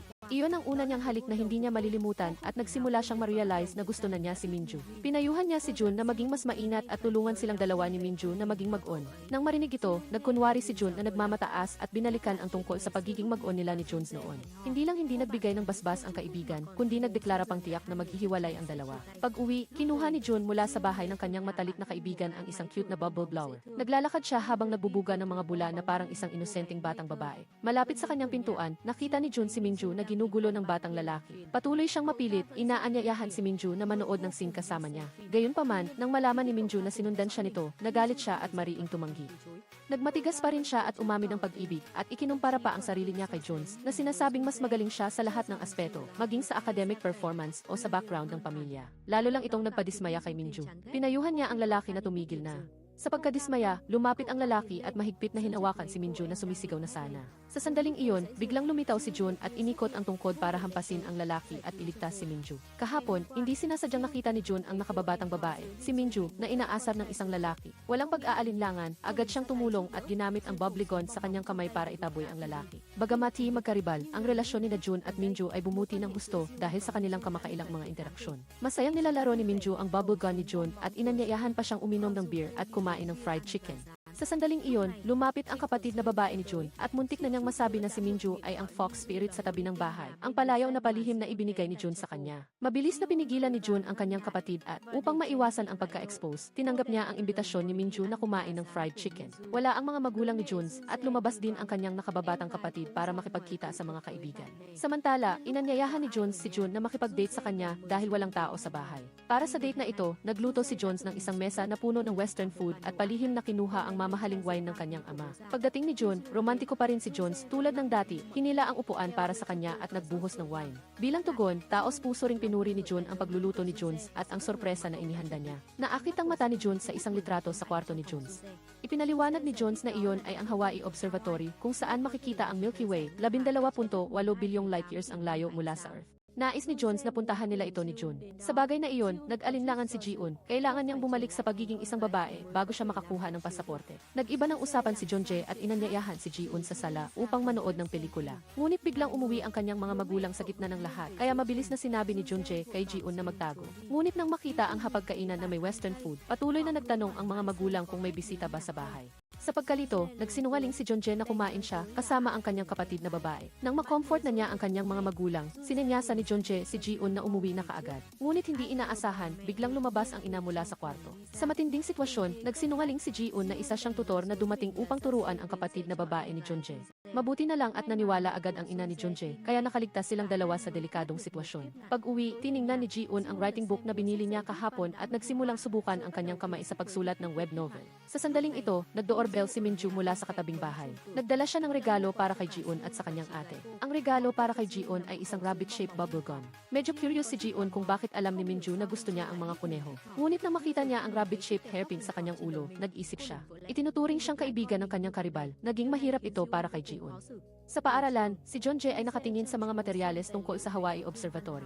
Ang pag-iisip sa kanyang mga sinabi kay Ji-un kahapon ay nagbigay pa rin sa kanya ng pag-asa na makasama si Ji-un sa kanyang pangarap na lugar. Ngunit tumakbo si Minju at inakbayan si Jung-jae, umaasang makakasama siyang mag-aral sa Hawaii. Iminungkahi ni Jung-jae kay Minju na subukang mag-apply sa isang paaralan doon. Agad na sinabi ni Minju na nag-exchange student lang siya sa ibang bansa ng isang taon at pagbalik niya, si Jung-jae ay inagaw na ng ibang babae. Kaya ngayon, kahit anong mangyari, hindi na siya aalis. Pumunta ang lolo ni Ji-un sa isang photo studio upang magpakuha ng retrato para sa kanyang libing. Pagkatapos, masaya siyang pumunta sa salon ng kanyang anak na babae upang ipagmalaki ang kanyang bagong biniling floral shirt. Nang makita ang larawan ng kanyang ama na nakasuot ng pink at maihawak na bulaklak, hindi napigilan ng ina ni Ji-un ang lungkot. Nang wala ng tao sa paligid, bigla siyang tumawag, "Inay." Bilang tugon sa tawag ng kanyang anak, ang mapaglarong matandang lalaki na katatapos lang magpa-picture para sa kanyang libing ay ngumiti at lumingon. Lumalabas na ang matanda sa harap niya ay hindi ang kanyang ama, kundi ang kanyang ina. Mula nang maging lalaki siya maraming taon na ang nakalipas, hindi na siya nakabalik sa kanyang pagkababae sa buong buhay niya. Nag-aalala siya para sa kanyang apo, si Ji-un, at umaasa siyang makakausap siya ng personal. Naniniwala na ang kanyang optimismo ay makakatulong para gumaan ang pakiramdam ni Ji-un. Nagtanong ang ina ni Ji-un sa kanyang ina, "Bago ka pumanaw, gusto mo pa bang maging babae muli?" Walang pag-aalinlangan, sumikat ang kanyang mga mata, naman araw-araw ko itong iniisip. Ngunit hindi nila alam na hindi sinasadyang narinig ni Ji-un ang kanilang pag-uusap. Labis siyang nagulat, ang lolo na tinatawag niya sa loob ng mahigit 20 taon ay ang kanyang lola. Sa sandaling iyon, hindi matanggap ni Ji-un ang malupit na katotohanan. Dahil nagsimula siyang ma-realize na marahil siya ay magiging katulad ng kanyang lola, hindi na makabalik sa kanyang orihinal na pagkatao sa buong buhay niya. Sa harap ng posibilidad na iyon, naglakad si Ji-un sa kalsada na halos manghina ang kanyang mga binti. Sa sandaling ito, tumawag si Jung-jae, ngunit wala si Ji-un ng lakas ng loob na sagutin ang telepono. Hindi na niya alam kung paano haharapin si Jung-jae at ang kanyang sarili. Nang gabing iyon, tulala si Ji-un na nakaupo sa labas ng kanyang bahay. Pagdating ni Minju, mabilis siyang inakay papasok sa kwarto. Gusto ni Minju na dalhin siya sa ospital, ngunit humina lang si Ji-un na tumanggi. Habang natutulog, umiyak si Ji-un. Nang punasan ni Minju ang kanyang luha, hindi sinasadyang hinawakan ni Ji-un nang mahigpit ang kanyang kamay at bumulong na ayaw niya talaga. Ayaw niyang mamuhay ng ganito habang buhay. Hindi naintindihan ni Minju ang kahulugan ng mga salita ni Ji-un, ngunit dahil sa sobrang pag-aalala, nagpuyat siya sa tabi ng kama. Pagsapit ng hating gabi, napagod si Minju at hindi na kinaya, mahina siyang humiga sa kama ni Ji-un. Kinaumagahan, pumunta si Jeonjae sa bahay ni Ji-un at nakita niya mismo sina Ji-un at Minju na natutulog sa iisang kama. Upang maiwasan ang maling pagkakaintindi ni Jeonjae, sinampal ni Minju si Ji-un. Hindi rin nagpatalo si Ji-un. Sa harap ni Jeonjae, hinablot ni Ji-un ang buhok ni Minju at nag-away silang dalawa, sumisigaw na si Minju ay isang fox spirit. Sa isa pang pangyayari, nahulog sa pag-ibig ang matalik na kaibigan ni Ji-un kay Min-hyeok. Buong tapang siyang nagpunta sa isang cave upang hanapin ito. Habang nag-uusap, nalaman ni Min-hyeok na bukod sa pagsusulat at pakikipag-hangout kay Ji-un, wala nang ibang libangan ang kanyang matalik na kaibigan. Nang marinig ito, dinala siya ni Min-hyeok sa sports field at hinila siya upang mag-jogging. Hindi talaga mahilig mag-ehersisyo ang matalik na kaibigan, kaya napagod siya pagkatapos lang ng ilang laps. Ngunit ang pag-ehersisyo, kasama si Min-hyeok ngayong gabi ay nagbigay sa kanya ng napakasarap na pakiramdam. Nangako rin si Min-hyeok na hanggang gabi gusto niya, tatakbo siya kasama nito sa hinaharap tulad ngayong gabi. Ang ate ni Ji-un ay nagtatrabaho sa isang matchmaking company.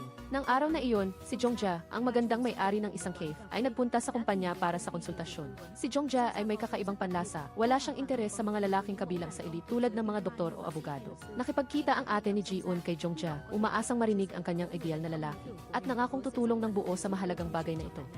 Sau gia thành thật chia sẻ rằng cô đã có người mình thích và thậm chí đã ra mắt bố mẹ của đối phương. Nagtanong din si Jongja tungkol sa love life ng ate ni Ji-un. Prangkang inamin ng ate ni Ji-un na single pa rin siya, ngunit hindi pa nagtatagal. Nakita niya muli ang kanyang first love noong high school. Papasok sa paaralan at ang puso niya ay laging nakatuon sa taong iyon. Nang marinig ito, malugod na nag-alok si Jongja na kung ang ate ni Ji-un ay magkakatuluyan sa kanyang first love, handa siyang tulungan siyang ayusin ang kasal at mag-sponsor sa kanilang honeymoon trip.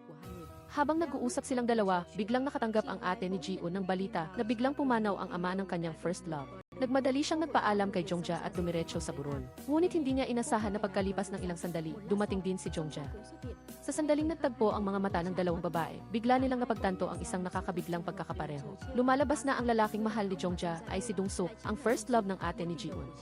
Sa harap ng nakakahiyang sitwasyong ito, yumuko ang ate ni Ji-un at humingi ng tawad kay Jongja. Ipinaliwanag niya na hindi alam ni Dong-suk ang kanyang damdamin at umaasa siyang hindi magkakamali ng pagkaunawa si Jongja. Ayaw niyang maapektuhan ang relasyon ni na Jongja at Dong-suk dahil sa kanyang mga salita. Ipinaliwanag ni Jongja na kahit binisita na niya ang mga magulang ni Dong-suk, nasa yugto pa lang sila. Getting to know each other at hindi pa sila opisyal na mag-on. Nag-alok si Jongja ng isang patas na kompetisyon sa ate ni Ji-un. Hindi siya urong at umaasa rin siyang hindi agad susuko ang ate ni Ji-un. Para sa isang mayaman na babae tulad ni Jongja, ang kanyang mga bentahe sa pag-ibig ay pera at kagandahan. Para sa ate ni Ji-un, mayroon siyang magagandang alaala sa nakaraan kay Dong-suk at ang kanyang kabataan. Para hindi magkamali ng pagkaunawa si Jongja, sinampal agad ni Minju si Ji-un. Hindi rin napatalo si Ji-un at sumugod upang hablutin ang buhok ni Minju at makipag-away. Pagkatapos pigilan ni Jongja, nagtalo pa rin silang dalawa at walang gustong sumuko. Kinailangan ni Jongja na tumayo at magpaalam. Nang makita ito, medyo nalungkot si Ji-un. Ngunit hindi niya inaasahan, bumalik si Jongja ng 2 beses. Sa unang pagkakataon, hinawakan niya ang noo ni Ji-un at sa susunod, hinawakan niya ang pisngi nito. Anh mới yên tâm rời đi. Ở ngoài cửa, Sinaway ni Jongja si Minju na hindi niya dapat sinasaktan si Ji-un. Sobrang nalito si Minju, hindi niya alam kung bakit ipinagtatanggol ni Jongja si Ji-un na para bang ipinagtatanggol niya ang isang endangered species. Si Jongja naman ay labis na natutuwa sa kanyang puso. Lumalabas na mas nag-aalala siya kay Ji-un kaysa sa inaakala niya. Kinabukasan, binisita ng mga magulang ni Ji-un at sinabihan siya na kung mayroon siyang anumang tanong tungkol sa pagbabago ng katawan, magtanong lang sa kanila. Hindi agad nakaisip si Ji-un ng maraming tanong at tinanong lang ang kanyang ina kung natatakot pa ba siya ngayon. Hindi, sumagot ang kanyang ina na natatakot siya, ngunit hindi siya natatakot na maging lalaki muli, kundi nag-aalala para kay Ji-un. Nag-aalala na si Ji-un ay magiging katulad din ng kanyang lola na hindi na makabalik sa kanyang orihinal na kasarian sa buong buhay niya. Pinayuhan ng kanyang ama si Ji-un na sabihin ang totoo kay Jongja, ngunit nag-alinlangan si Ji-un, natatakot na hindi ito matatanggap ni Jongja. Sinama ni Minju si Jongja para makipagkita sa isang Amerikanong propesor. Lubos na humanga ang propesor sa kanilang research report at inanyayahan silang mag-aral sa Amerika. Iyon ang paaralan na pinapangarap ng bawat astronomy student. Sobrang excited si Minju, ngunit nag-alinlangan si Jongja. Ayaw iwanan si Ji-un ng mag-isa sa sitwasyong ito. Nagtungo si Ji-un sa paaralan upang hanapin si Jongja. Inakbayan siya ng may pagka-intimate na parang dalawang magkapatid at nagdesisyon na sasabihin ang totoo sa kanya na marahil sa buong buhay. Na ito, hindi na siya makakabalik sa pagiging babae. Ngunit sa tuwing magsisimula siyang magsalita, naantala siya ng tawag mula sa kanyang matalik na kaibigan. Kaya, pinatay ni Ji-un ang telepono, ngunit tumunog naman ang telepono ni Jongja at si Minju ang tumatawag. Nagmadali silang umuwi at nadiskubre na ang matalik na kaibigan at si Minju ay kumakain ng nilagang ribs. Ang ribs na ito ay ipinadala ng lolo ni Ji-un. Habang nag-uusap sila, pumasok ang maingay na nakababatang kapatid na babae, si Minju, na naghahanap ng pares ng hikaw na nalaglag sa bahay ni Ji-un. Nang makita ang nilagang ribs, sumali si Minju sa pagkain ng hindi inaanyayahan. Sa sandaling ito, tumawag ang lolo at sinabihan ang lahat ng kumain ng ribs na pumunta sa isla sa weekend upang tumulong sa trabaho. Maliban kay Jongja, ang iba ay may kanikanyang plano na para sa weekend. Nagkataon naman na balak din ni Ji-un na dalhin ang listahan ng mga tanong para sa kanyang lola at mag-isa siyang pupunta sa isla upang makita ito. Ngunit pagbukas niya ng pinto, nakita niya sina Jongja, Minju, ang kanyang matalik na kaibigan, at si Min Hyuk na lahat ay naroroon. Para pasalamatan ang lolo ni Ji-un para sa nilagang ribs, nagdesisyon ang grupo na pumunta sa isla ng magkakasama upang tumulong sa trabaho. Nag-assign ang lolo ng mga kwarto at si Ji-un at ang kanyang lolo ay magkasamang matutulog sa isang kwarto. Nang sila lang dalawa, bumalik ang lolo sa kaibig-ibig na anyo ng lola. Tinuturuan si Ji-un na bago gawin ang anumang bagay, dapat magpahid muna ng sunscreen. Napansin din ni Ji-un na ang silid ng kanyang lola ay puno ng mga pambabaeng gamit, kasama na ang pink na damit na gustong-gusto niyang suotin noong bata pa siya. Ayon sa payo ng lola, si Ji-un at ang lahat ay nagtungo sa pantalan at sinimulan ang pagbubukod ng mga isdang nahuli sa araw na iyon. Habang nagtatrabaho, inila ng lola si Ji-un sa isang sulok. Sunod-sunod na tinanong ni Ji-un ang lola ng mga tanong sa kanyang listahan, lalo na tungkol sa asawa nito, ang tunay niyang lolo, kung anong uri ng tao siya. Sumagot ang lola na ang kanyang asawa ay isang banayad at gwapong lalaki. Matapos siyang maging lalaki, inamin niya sa kanyang asawa ang genetic secret ng kanilang pamilya. Hindi ito matanggap ng kanyang asawa, ngunit hindi niya ito sinisisi, iyon ay normal. Sa kabaligtaran, nagpapasalamat pa siya sa kanyang asawa dahil binigyan siya nito ng isang kaibig-ibig na anak na babae. Bilang karagdagan, ibinunyag din ng lola kay Ji-un ang isang sikreto. Lumalabas na ang isang sikat na lalaking makata sa Korea ay ang lola sa tuhod ni Ji-un o ang ina ng kanyang lola. Matapos maging lalaki ang kanyang ina, hindi siya nalungkot, sa halip natuto siyang damhin ang mundo at ang buhay sa kakaibang paraan. At umaasa siyang magagawa rin ito ni Ji-un. Matapos marinig ang mga salita ng lola, unti-unting kumalma ang balisa na damdamin ni Ji-un. Sa sandaling ito, lumapit si Jeonjae. Sinabi ng lola kay Ji-un na hinanap siya ni Jeonjae kanina. Si Jeonjae, sa harap ng taong akala niya ay lolo niya, ay nagkwento tungkol sa kanyang romantic relationship kay Ji-un ng may kumpiyansa. At malinaw at nanumpa na tratuhin niya si Ji-un ng mabuti. Nakita ng lola na si Jeonjae ay isang mabuting lalaki. Upang hindi masaktan ang isang taong tulad ni Jeonjae, nagdesisyon si Ji-un na sabihin ang totoo na ang lolo ay ang kanyang lola. Gayunpaman, nang marinig ito ni Jeonjae, tila hindi siya nagulat at hindi niya rin sinabi na hihiwalayan niya si Ji-un. Naguluhan si Ji-un. Tinitigan siya ni Jeonjae nang may matatag na tingin, sinabing may paninindigan si Ji-un at may paninindigan siya. Bagamat malaki ang pagkabigla na ito, ayaw niyang gumawa ng anumang padalos-dalos na desisyon ngayon. Kumpara sa malayong hinaharap, ang pagpapahalaga sa kasalukuyang sandali ang pinakamahalaga. Pagkasabi nito, inila ni Jeonjae si Ji-un sa pantalan kung saan nagtatrabaho ang lahat. Sa pantalan, nakagat si Minju ng isda at pilit na hinihiling kay Jeonjae na dalhin siya sa doktor. Sa unang pagkakataon, nagdesisyon si Ji-un na bitawan at pumayag na hayaan si Jeonjae na umalis kasama si Minju. Matapos siya sa atin, seryosong umamin si Minju ng pag-ibig kay Jeonjae. Palagi siyang naniniwala na gusto rin siya ni Jeonjae. Ngunit pinatunayan ni Jeonjae na tiningnan lang niya si Minju bilang isang Minju na may parehong interes. Hindi pinansin ni Minju at hinalikan si Jeonjae sa pisngi. Ang eksenang ito ay nasaksihan ng isang lokal na residente sa isla. Pag-uwi, idinagdag ng residenteng iyon ang sarili niyang bersyon at ikinuwento ang nangyari sa harap ng lahat. Nang marinig ito, nalungkot si Ji-un at tahimik na umalis sa isang sulok. Bagamat sigurado siyang si Minju ang kusang humalik kay Jeonjae, hindi pa rin siya mapakali. Gusto ni Jeonjae na makipag-usap ng matino kay Ji-un. Mas gugustuhin pa niyang magalit si Ji-un tulad ng dati. Prangkang sinabi ni Ji-un, sa kasalukuyan kong pagkatao, anong karapatan ko para magselos? Sa paningin ng lahat, ako ay isang lalaki, anong dahilan ko para magalit? Dahil dito, nagkaroon sila ng isang malaking pag-aaway. Tinarap ni Jones ang lola ni Zion upang maglabas ng saloobin. Hindi niya alam kung paano tutulungan si Zion.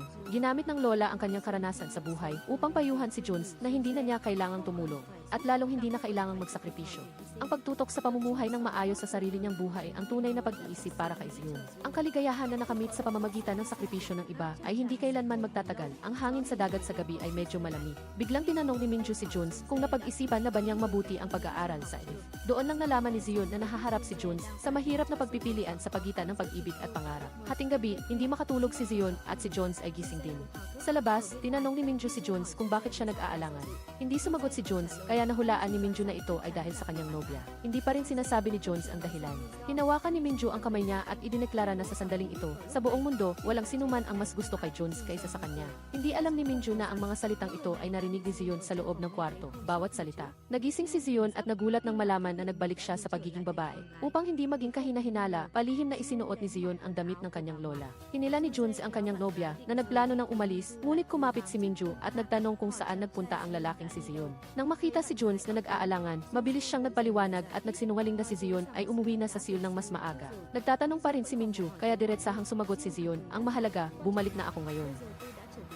Sa harap ni Minju, nagtitigan sina Zion at Jones at inamin ang kanilang pagkamis. Bago umalis sa isla, kinausap ng pribado ni Zion at Jones ang lola. Medyo nag-alala ang lola na baka hindi makapag-adjust si Jones sa pagbabago ni Zion. Ngunit idineklara ni Jones, sa sitwasyong ito, may karanasan na po ako. Pinayuhan ng lola si Zion na kahit maging lalaki siya muli, huwag siyang magduda sa sarili. Kung hindi mo mahal ang sarili mo, hindi ka dapat umasa na makakuha ng pagtanggap at pagmamahal mula sa iba. Pagbalik sa Seoul, muling nagkasama sina Jones at Zion.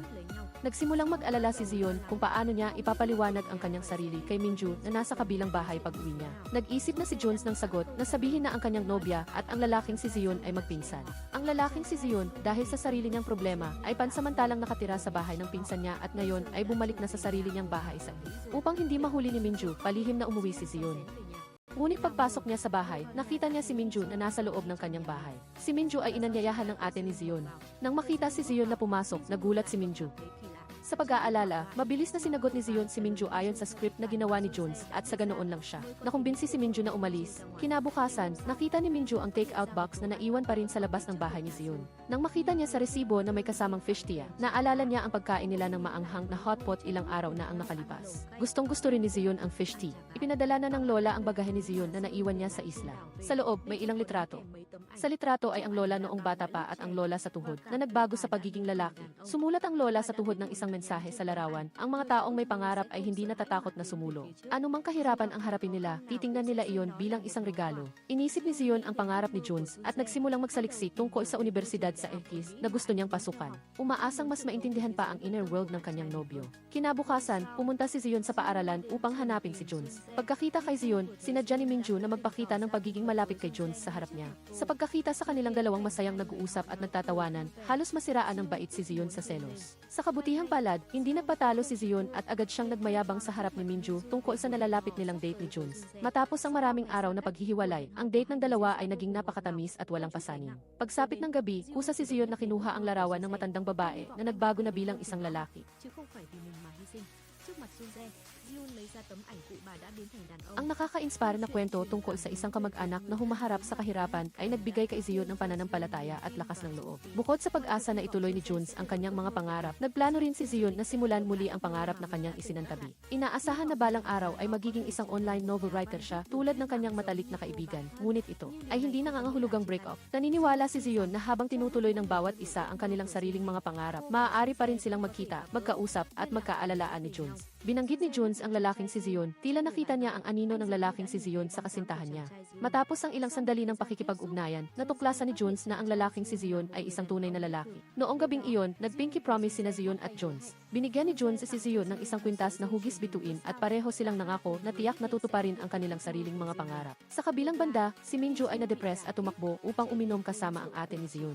Nagkataon, ang ate niya ay umamin sa kanyang first love ngayong gabi na ikinagulat niya dahil siya ay diretsong tinanggihan. Palagi lang siyang tinitingnan ang taong iyon bilang isang mabuting kaklase. Ang ate ni Zion ay ginamit ang alak para pawiin ang kalungkutan at sa kalasingan, inamin niya kay Minju ang sikreto ni Zion na sinasabing ang kanyang kapatid na babae at ang lalaking si Zion ay iisa lamang. Sa simula, inisip lang ni Minju na nagsasalita ng lasing ang ate niya. Ngunit naalala ang mga pangyayari matapos makilala ang lalaking si Zion. Hindi maiwasan ni Minju na maniwala sa tila kakatuwang katotohanan na ito. Nang gabing iyon, pinuntahan ni Minju si Zion upang kumprontahin siya at tanungin kung sino talaga si Zion. Hindi pa rin umamin si Zion, bagkus ay patuloy na ipinaalala kay Minju na siya ang opisyal na kasintahan ni Juns. Sa anong karapatan si Minju nag-ilusyon? Pagkatapos ng pagtatalo, muling nag-away ang dalawang babae at nagbunutan ng buhok. Kinaumagahan, gulong-gulo ang buhok ni Minju at tumakbo siyang umiiyak kay Juns. Ngunit hindi pinansin ni Juns ang nagkukunwaring naawa si Minju at nagmamadaling tumakbo upang hanapin si Zion para lagyan ng gamot ang mga galos na ginawa ni Minju. Pagdating ng gabi, muling tumakbo sa harap ng bahay ang lalaking nanliligaw kay Minju. Ayaw ng binata na magkasamang pumunta sina Minju at Juns sa Amerika at patuloy siyang kumapit kay Minju nang hindi bumibitaw nang dumaan si Zion. Walang sabi-sabi, kumuha si Zion ng sibuyas at binugbog ang binata at iniligtas si Minju. Ang eksena sa harap niya ay naramdaman ni Minju na napakapamilyar. Ilang araw na ang nakalipas, nang ginugulo siya ng lalaking ito, ang lalaking si Zion ay gumamit din ng parehong paraan upang tulungan siyang itaboy ang stalker. Upang makumpirma, tinawagan ni Minju ang lalaking si Zion sa harap mismo ni Zion. Sa katunayan, nagring ang telepono ni Zion sa harap niya at humarap siya sa mga sunod-sunod na tanong ni Minju. Sa huli, pinili ni Zion na aminin ang lahat. Ako ang lalaking si Zion. Napilitang aminin ni Zion ang kanyang pagkakakilanlan. Nang malaman na ang male version ni Zion at ang female version ni Zion ay iisa lamang at alam na ni Jones ang tungkol dito simula pa. Naramdaman ni Minju na siya ay nilinlang. Lumalabas na sa buong panahon, siya lang ang itinago at ginawang tanga. Nang bumalik si Zion sa pagiging babae, labis ang tuwa ni Jones. Nang dumaan sila sa isang street vendor, espesyal siyang bumili ng fish cake na walang red bean filling para kay Zion. Ngayong gabi, wala ang ate ni Zion sa bahay, kaya masayang nanatili si Jones. Sa bahay ni Zion, masayang kumain ng fish cake ang dalawa. Taos puso ring nanalangin si Zion na sana say hindi na siya gawing lalaki ng mga Diyos sa hinaharap. Nang gabing iyon, nakatulog si Zion sa kandungan ni Jones. Gayunpaman, nang magising si Jones sa hating gabi, nagulat siya nang makitang muling naging lalaki si Zion. Umiyak at tumawa si Jones, at ganoon din si Zion. Pareho silang umaasa na ang nangyayari sa harap nila ay isa lamang panaginip. Nagpatingin pa si Minju sa isang psychologist. Ngunit nang marinig niya na nakakita siya ng isang taong nagbago ng kasarian sa isang gabi, ang doktor ay banayad na ipinahiwatig na baka hindi normal ang pag-iisip ni Minju. Pumunta muli si Minju kay Jones at tinanong kung matatanggap ba niya talaga ang isang Zion na patuloy na nagbabago ng kasarian. Nagbuntong hininga si Jones na kailangan niyang tanggapin dahil kailangan niyang protektahan si Zion.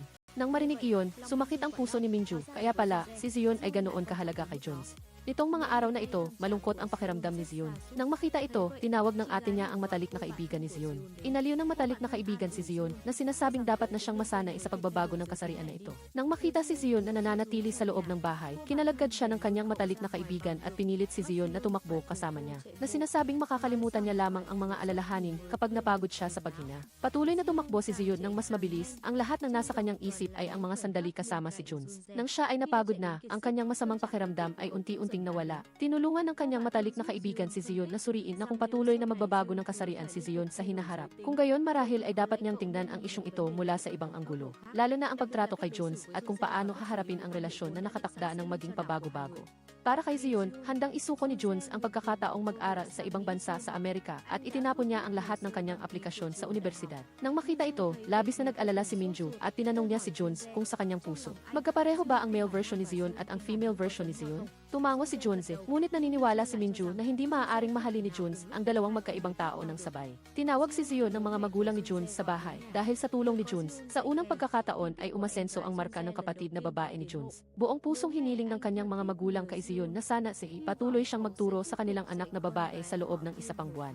Dahil sa pakiusap ng mag-asawa, kinailangan ni Zion na pumayag. Sa silid, nagsimulang makipagchismisan ang nakababatang kapatid na babae tungkol sa pag-unlad ng relasyon ni Zion at ng kanyang kuya. Umaasa pa nga siya na sasama si Zion sa kanyang kuya sa Amerika upang mas maging komportable silang mag-date. Sa kasamaang palad, narinig ng mga magulang ni Jones ang mga salitang ito sa labas ng pinto. Sa puntong ito, nalaman nila na ang kanilang anak na lalaki at ang tutor ng kanilang anak na babae ay may ganitong uri ng relasyon. Ang inang may konserbatibong pag-iisip ay hindi agad makatanggap nito at labis siyang nagalit kaya siya nagkasakit at humiga. Sinigawan niya si Jones dahil sa pagdaraya at nang makita niyang hawak ng kanyang anak ang kamay ni Zion sa publiko, lalo siyang nagalit. Ngunit hindi pinansin ni Jones ang lahat at gusto pa ring uwi si Zion. Namumula ang mata ni Zion at sinabihan si Jones na umuwi muna para alagaan ang kanyang ina.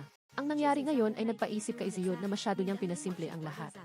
Sa daan pa uwi, si Zion ay mukhang malungkot at may mabigat na pinagdadaanan. Sa sandaling ito, tinawag siya ni Minju at sinabi kay Zion na isinuko ni Juns ang pagpunta sa Amerika. Pinuna ni Minju si Zion na masyadong makasarili, na sinasabing ang kanyang pagkakaroon ang pumipigil sa mga pangarap ni Juns at nagdulot sa kanya na mawalan ng pagkakataon. Pinaalalahanan ni Minju si Zion na kung magpapatuloy silang magkasama, ang mga katulad na bagay ay mangyayari ng walang katapusan sa hinaharap. Kung talagang mahal ni Zion si Juns, dapat na siyang bumitaw ng maaga. Ang mga salita ni Minju ay nagpamulat kay Zion. Marahil sa pag-ibig, ang pagiging mapilit na hindi bumitaw ay isa ring pagiging makasarili. Kinabukasan, nakipagkita si Zion kay Juns at nagkunwari pa rin siyang maayos ang lahat. Ngunit binanggit ni Zion ang tungkol sa pag-iwan ni Juns sa kanyang pangarap para sa kanya. Ayaw niyang magsakripisyo si Juns para sa kanya. Mula sa pamilya hanggang sa mga pangarap, naging magulo ang buhay ni Juns dahil sa kanya. Hindi iyon ang gusto niyang makita. Nang makita si Juns na nagpipilit na maging matatag, kusa si Zion na makipaghiwalay. Marahil oras na para maghiwalay sila. Pagkatapos ng break-up, hindi tumigil si Juns sa pagluha. At si Zion, sa isang sulok na walang tao, umiyak din ng labis. Nang gabing iyon, nang makita ang kanyang anak na lalaki na hindi maganda ang pakiramdam, inanyayahan siya ng ama ni Juns na kumain ng pansit sa labas, ngunit tinanggihan siya at ang ama ay naging medyo bukas ang isip. Sinabi niya kay Juns, kung kaya mong panagutan ang sarili mong buhay, kung gayon mamuhay ka ayon sa gusto mo. Gayunpaman, umiyak pa rin si Juns sa sakit dahil ang mabuhay ng masaya kasama si Zion ang pinakamalaking pagnanais niya. Upang ayusin ang kanyang damdamin pagkatapos ng breakup, nagpasya si Zion na pansamantalang lumipat sa bahay ng kanyang matalik na kaibigan. Bago umalis, pumunta si Zion sa bahay sa tapat at hinanap si Minju. Sinabi sa kanya na naghiwalay na sila ni Juns. At umaasa rin na makakahanap si Minju ng paraan para kumbinsihin si Juns na muling mag-apply sa universidad sa Amerika. Sa bahay ng kanyang matalik na kaibigan, nagplano si Zion na simulan ang pagsulat ng sarili niyang web novel at harapin ang buhay sa isang ganap na bagong paraan. Sa sandaling ito, may kumatok sa pinto. Binuksan ng matalik na kaibigan ang pinto at nakita si Minhuin. Nagdala si Minhuin ng masarap na pagkain at nagulat siyang makita si Zion doon din.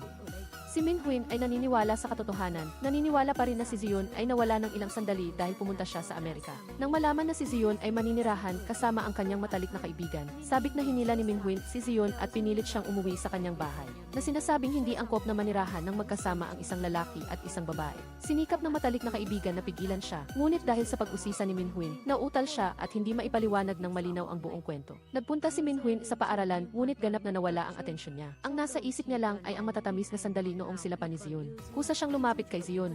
Tinulungan niya siyang magtanong, bagaman lumipas na ang deadline para sa aplikasyon sa universidad sa Amerika. Ngunit handa pa ring bigyan siya ng isa pang pagkakataon ng propesor. Umaasa si Minhuin na sasamantalahin ni Zion ang pagkakataong ito, na naniniwala na ang pagsisimula muli sa ibang lugar ay makakatulong din kay Zion na mas mapawi ang kalungkutan. Ngunit para kay Zion, si Zion pa rin ang nasa isip niya sa ngayon. Habang nagtatrabaho sa coffee shop, ikinuwento ni Minhuin kay Jones ang tungkol sa kamakailang sitwasyon ni Zion. Nang malaman na si Zion ay abala sa paghahanda para sa paligsahan ng nobela at tila nasa mabuting kalagayan, si Jones ay masaya ngunit bigo. Inakala niya na si Zion ay magiging kasing sakit din sa pag-ibig tulad niya. Pagsapit ng gabi, nag-iisa si Jones sa bahay at nais niyang tawagan si Zion. Ngunit nang maalala niya ang sinabi ni Zion noong naghiwalay sila, nag-isip sandali si Jones at nagpasya na huwag na lang. Kinabukasan, isinumite ni Jones ang kanyang aplikasyon para sa pag-aaral sa ibang bansa sa Amerika sa propesor. Kinabukasan, nagpasya rin si Jones. Masaya si Minhuin at kahit uminom siya, hinayaan na lang ni Jones ang sarili niyang malasing. Hindi pa rin niya makalimutan si Zion. Nang gabing iyon, lasing na lasing si Jones at patuloy na binabanggit ang pangalan ni Zion.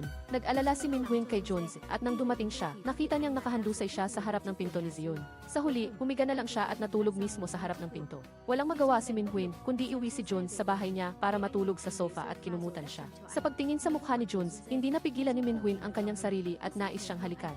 Gayunpaman, kahit sa panaginip ang pangalan na tinawag ni Jones ay si Zion pa rin. Huminto ang kilos ni Minhuin at umalis siya ng may pagkadismaya. Kinabukasan ng umaga, nagising si Jones mula sa pagkalasing. Nang mapagtanto niya na nasa bahay siya ni Minhuin, pakiramdam niya ay napakasama niya noong lasing at mabilis siyang tumayo at tahimik na umalis. Ngunit, paglabas pa lang niya ng pinto, nakasalubong niya si Zion. Nang makita si Jones na lumabas mula sa bahay ni Minhuin, si Zion ay walang kibo at walang imik. Nais ni Jones na magpaliwanag, ngunit sinabi ni Zion na hindi na kailangan. Naghiwalay na tayo at wala na tayong anumang relasyon. Pagkatapos magsalita, malamig na binuksan ni Zion ang pinto at pumasok sa loob. Sa pagtingin sa pinto na biglang sumara, ang pagkadismaya sa puso ni Jones ay umabot sa sukdulan. Sa loob naman ng pinto, masakit din ang nararamdaman ni Zion. Hindi alam ni Zion na noong gabi na bumalik siya sa pagiging babae, nanalangin din si Jones para sa kanya. Nanalangin siya na sana ay manatili si Zion sa ganoong anyo at huwag na sanang magbago pa. Para kay Zion, handa siyang gawin ang lahat. Matapos maghiwalay, nagsimulang pumasok sina Zion at Jones sa iba't ibang landas ng buhay. Nagsimulang manatili si Zion sa bahay buong araw para magsulat ng nobela, habang si Jones naman ay naghahanda para sa kanyang pag-aaral sa ibang bansa sa Amerika. Upang makita si Zion muli bago siya umalis, humingi ng tulong si Jones kay Min Huyn. Nag-text si Min Huyn kay Zion na nagpapanggap na tutulungan niya itong ibalik ang mga damit. Ngunit nang dumating si Zion, si Jones ang naghihintay sa kanya. Sa harap ni Jones, nagpanggap si Zion na matatag. Idiniin niya na maayos lang siya at umaasa rin na si Jones ay kakain, matutulog at magpapahinga ng sapat pagdating sa Amerika. Ngunit sa katunayan, dumating si Jones sa pagkakataong ito upang pigilan si Zion na umalis. Halos maiyak siya sa pagtatanong kung talagang gusto niya siyang umalis. Dahil ayaw sirain ang pangarap at kinabukasan ni Jones, pinili ni Zion na tumalikod ng walang awa. Nang gabing iyon, ibinunyag ni Minju kay Zion na bukas na ang araw ng flight nila ni Jones patungong Amerika. Upang mabigyan sila ng pagkakataong magpaalam, sinadya pa ni Minju na ibigay ang impormasyon ng flight. Kinabukasan, nagpaalam si Jones sa kanyang pamilya, naghahanda na siyang sumakay sa eroplano.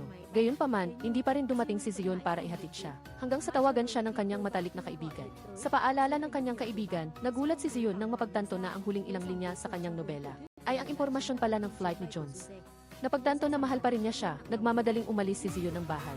Ngunit nang dumating siya, handa na si Jones na sumakay sa eroplano. Naantala ang huling pagkakataon nilang magpaalam. Pagkaraan ng ilang araw, magkasamang naghapunan ang pamilya June. Nag-alala ng kaunti ang mga magulang nang malaman na naghiwalay na ang kanilang anak. Ngunit inaliw sila ni June na tulad ng pagiging matapang ng kanyang ina noon upang panatilihin ang kanyang ama. Naniniwala siya na ang breakup ay ang pinakakumpletong pagtatapos para sa kanilang dalawa.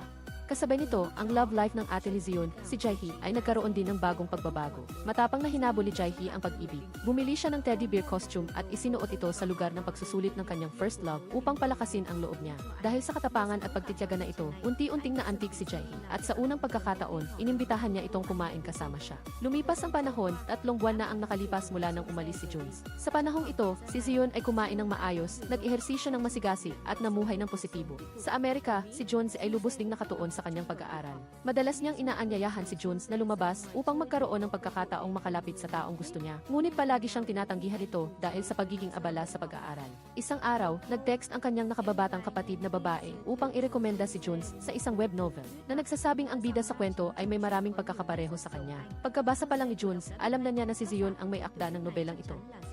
Dahil sa buong suporta ng kanyang matalik na kaibigan na si Yuji, nakakuha ang nobela ni Zion ng maraming pagmamahal at papuri mula sa mga mambabasa. Nang araw na iyon, habang nasa bahay siya ni Yuji, nagulat si Zion nang makita si Min Huyn na nagtatago sa aparador.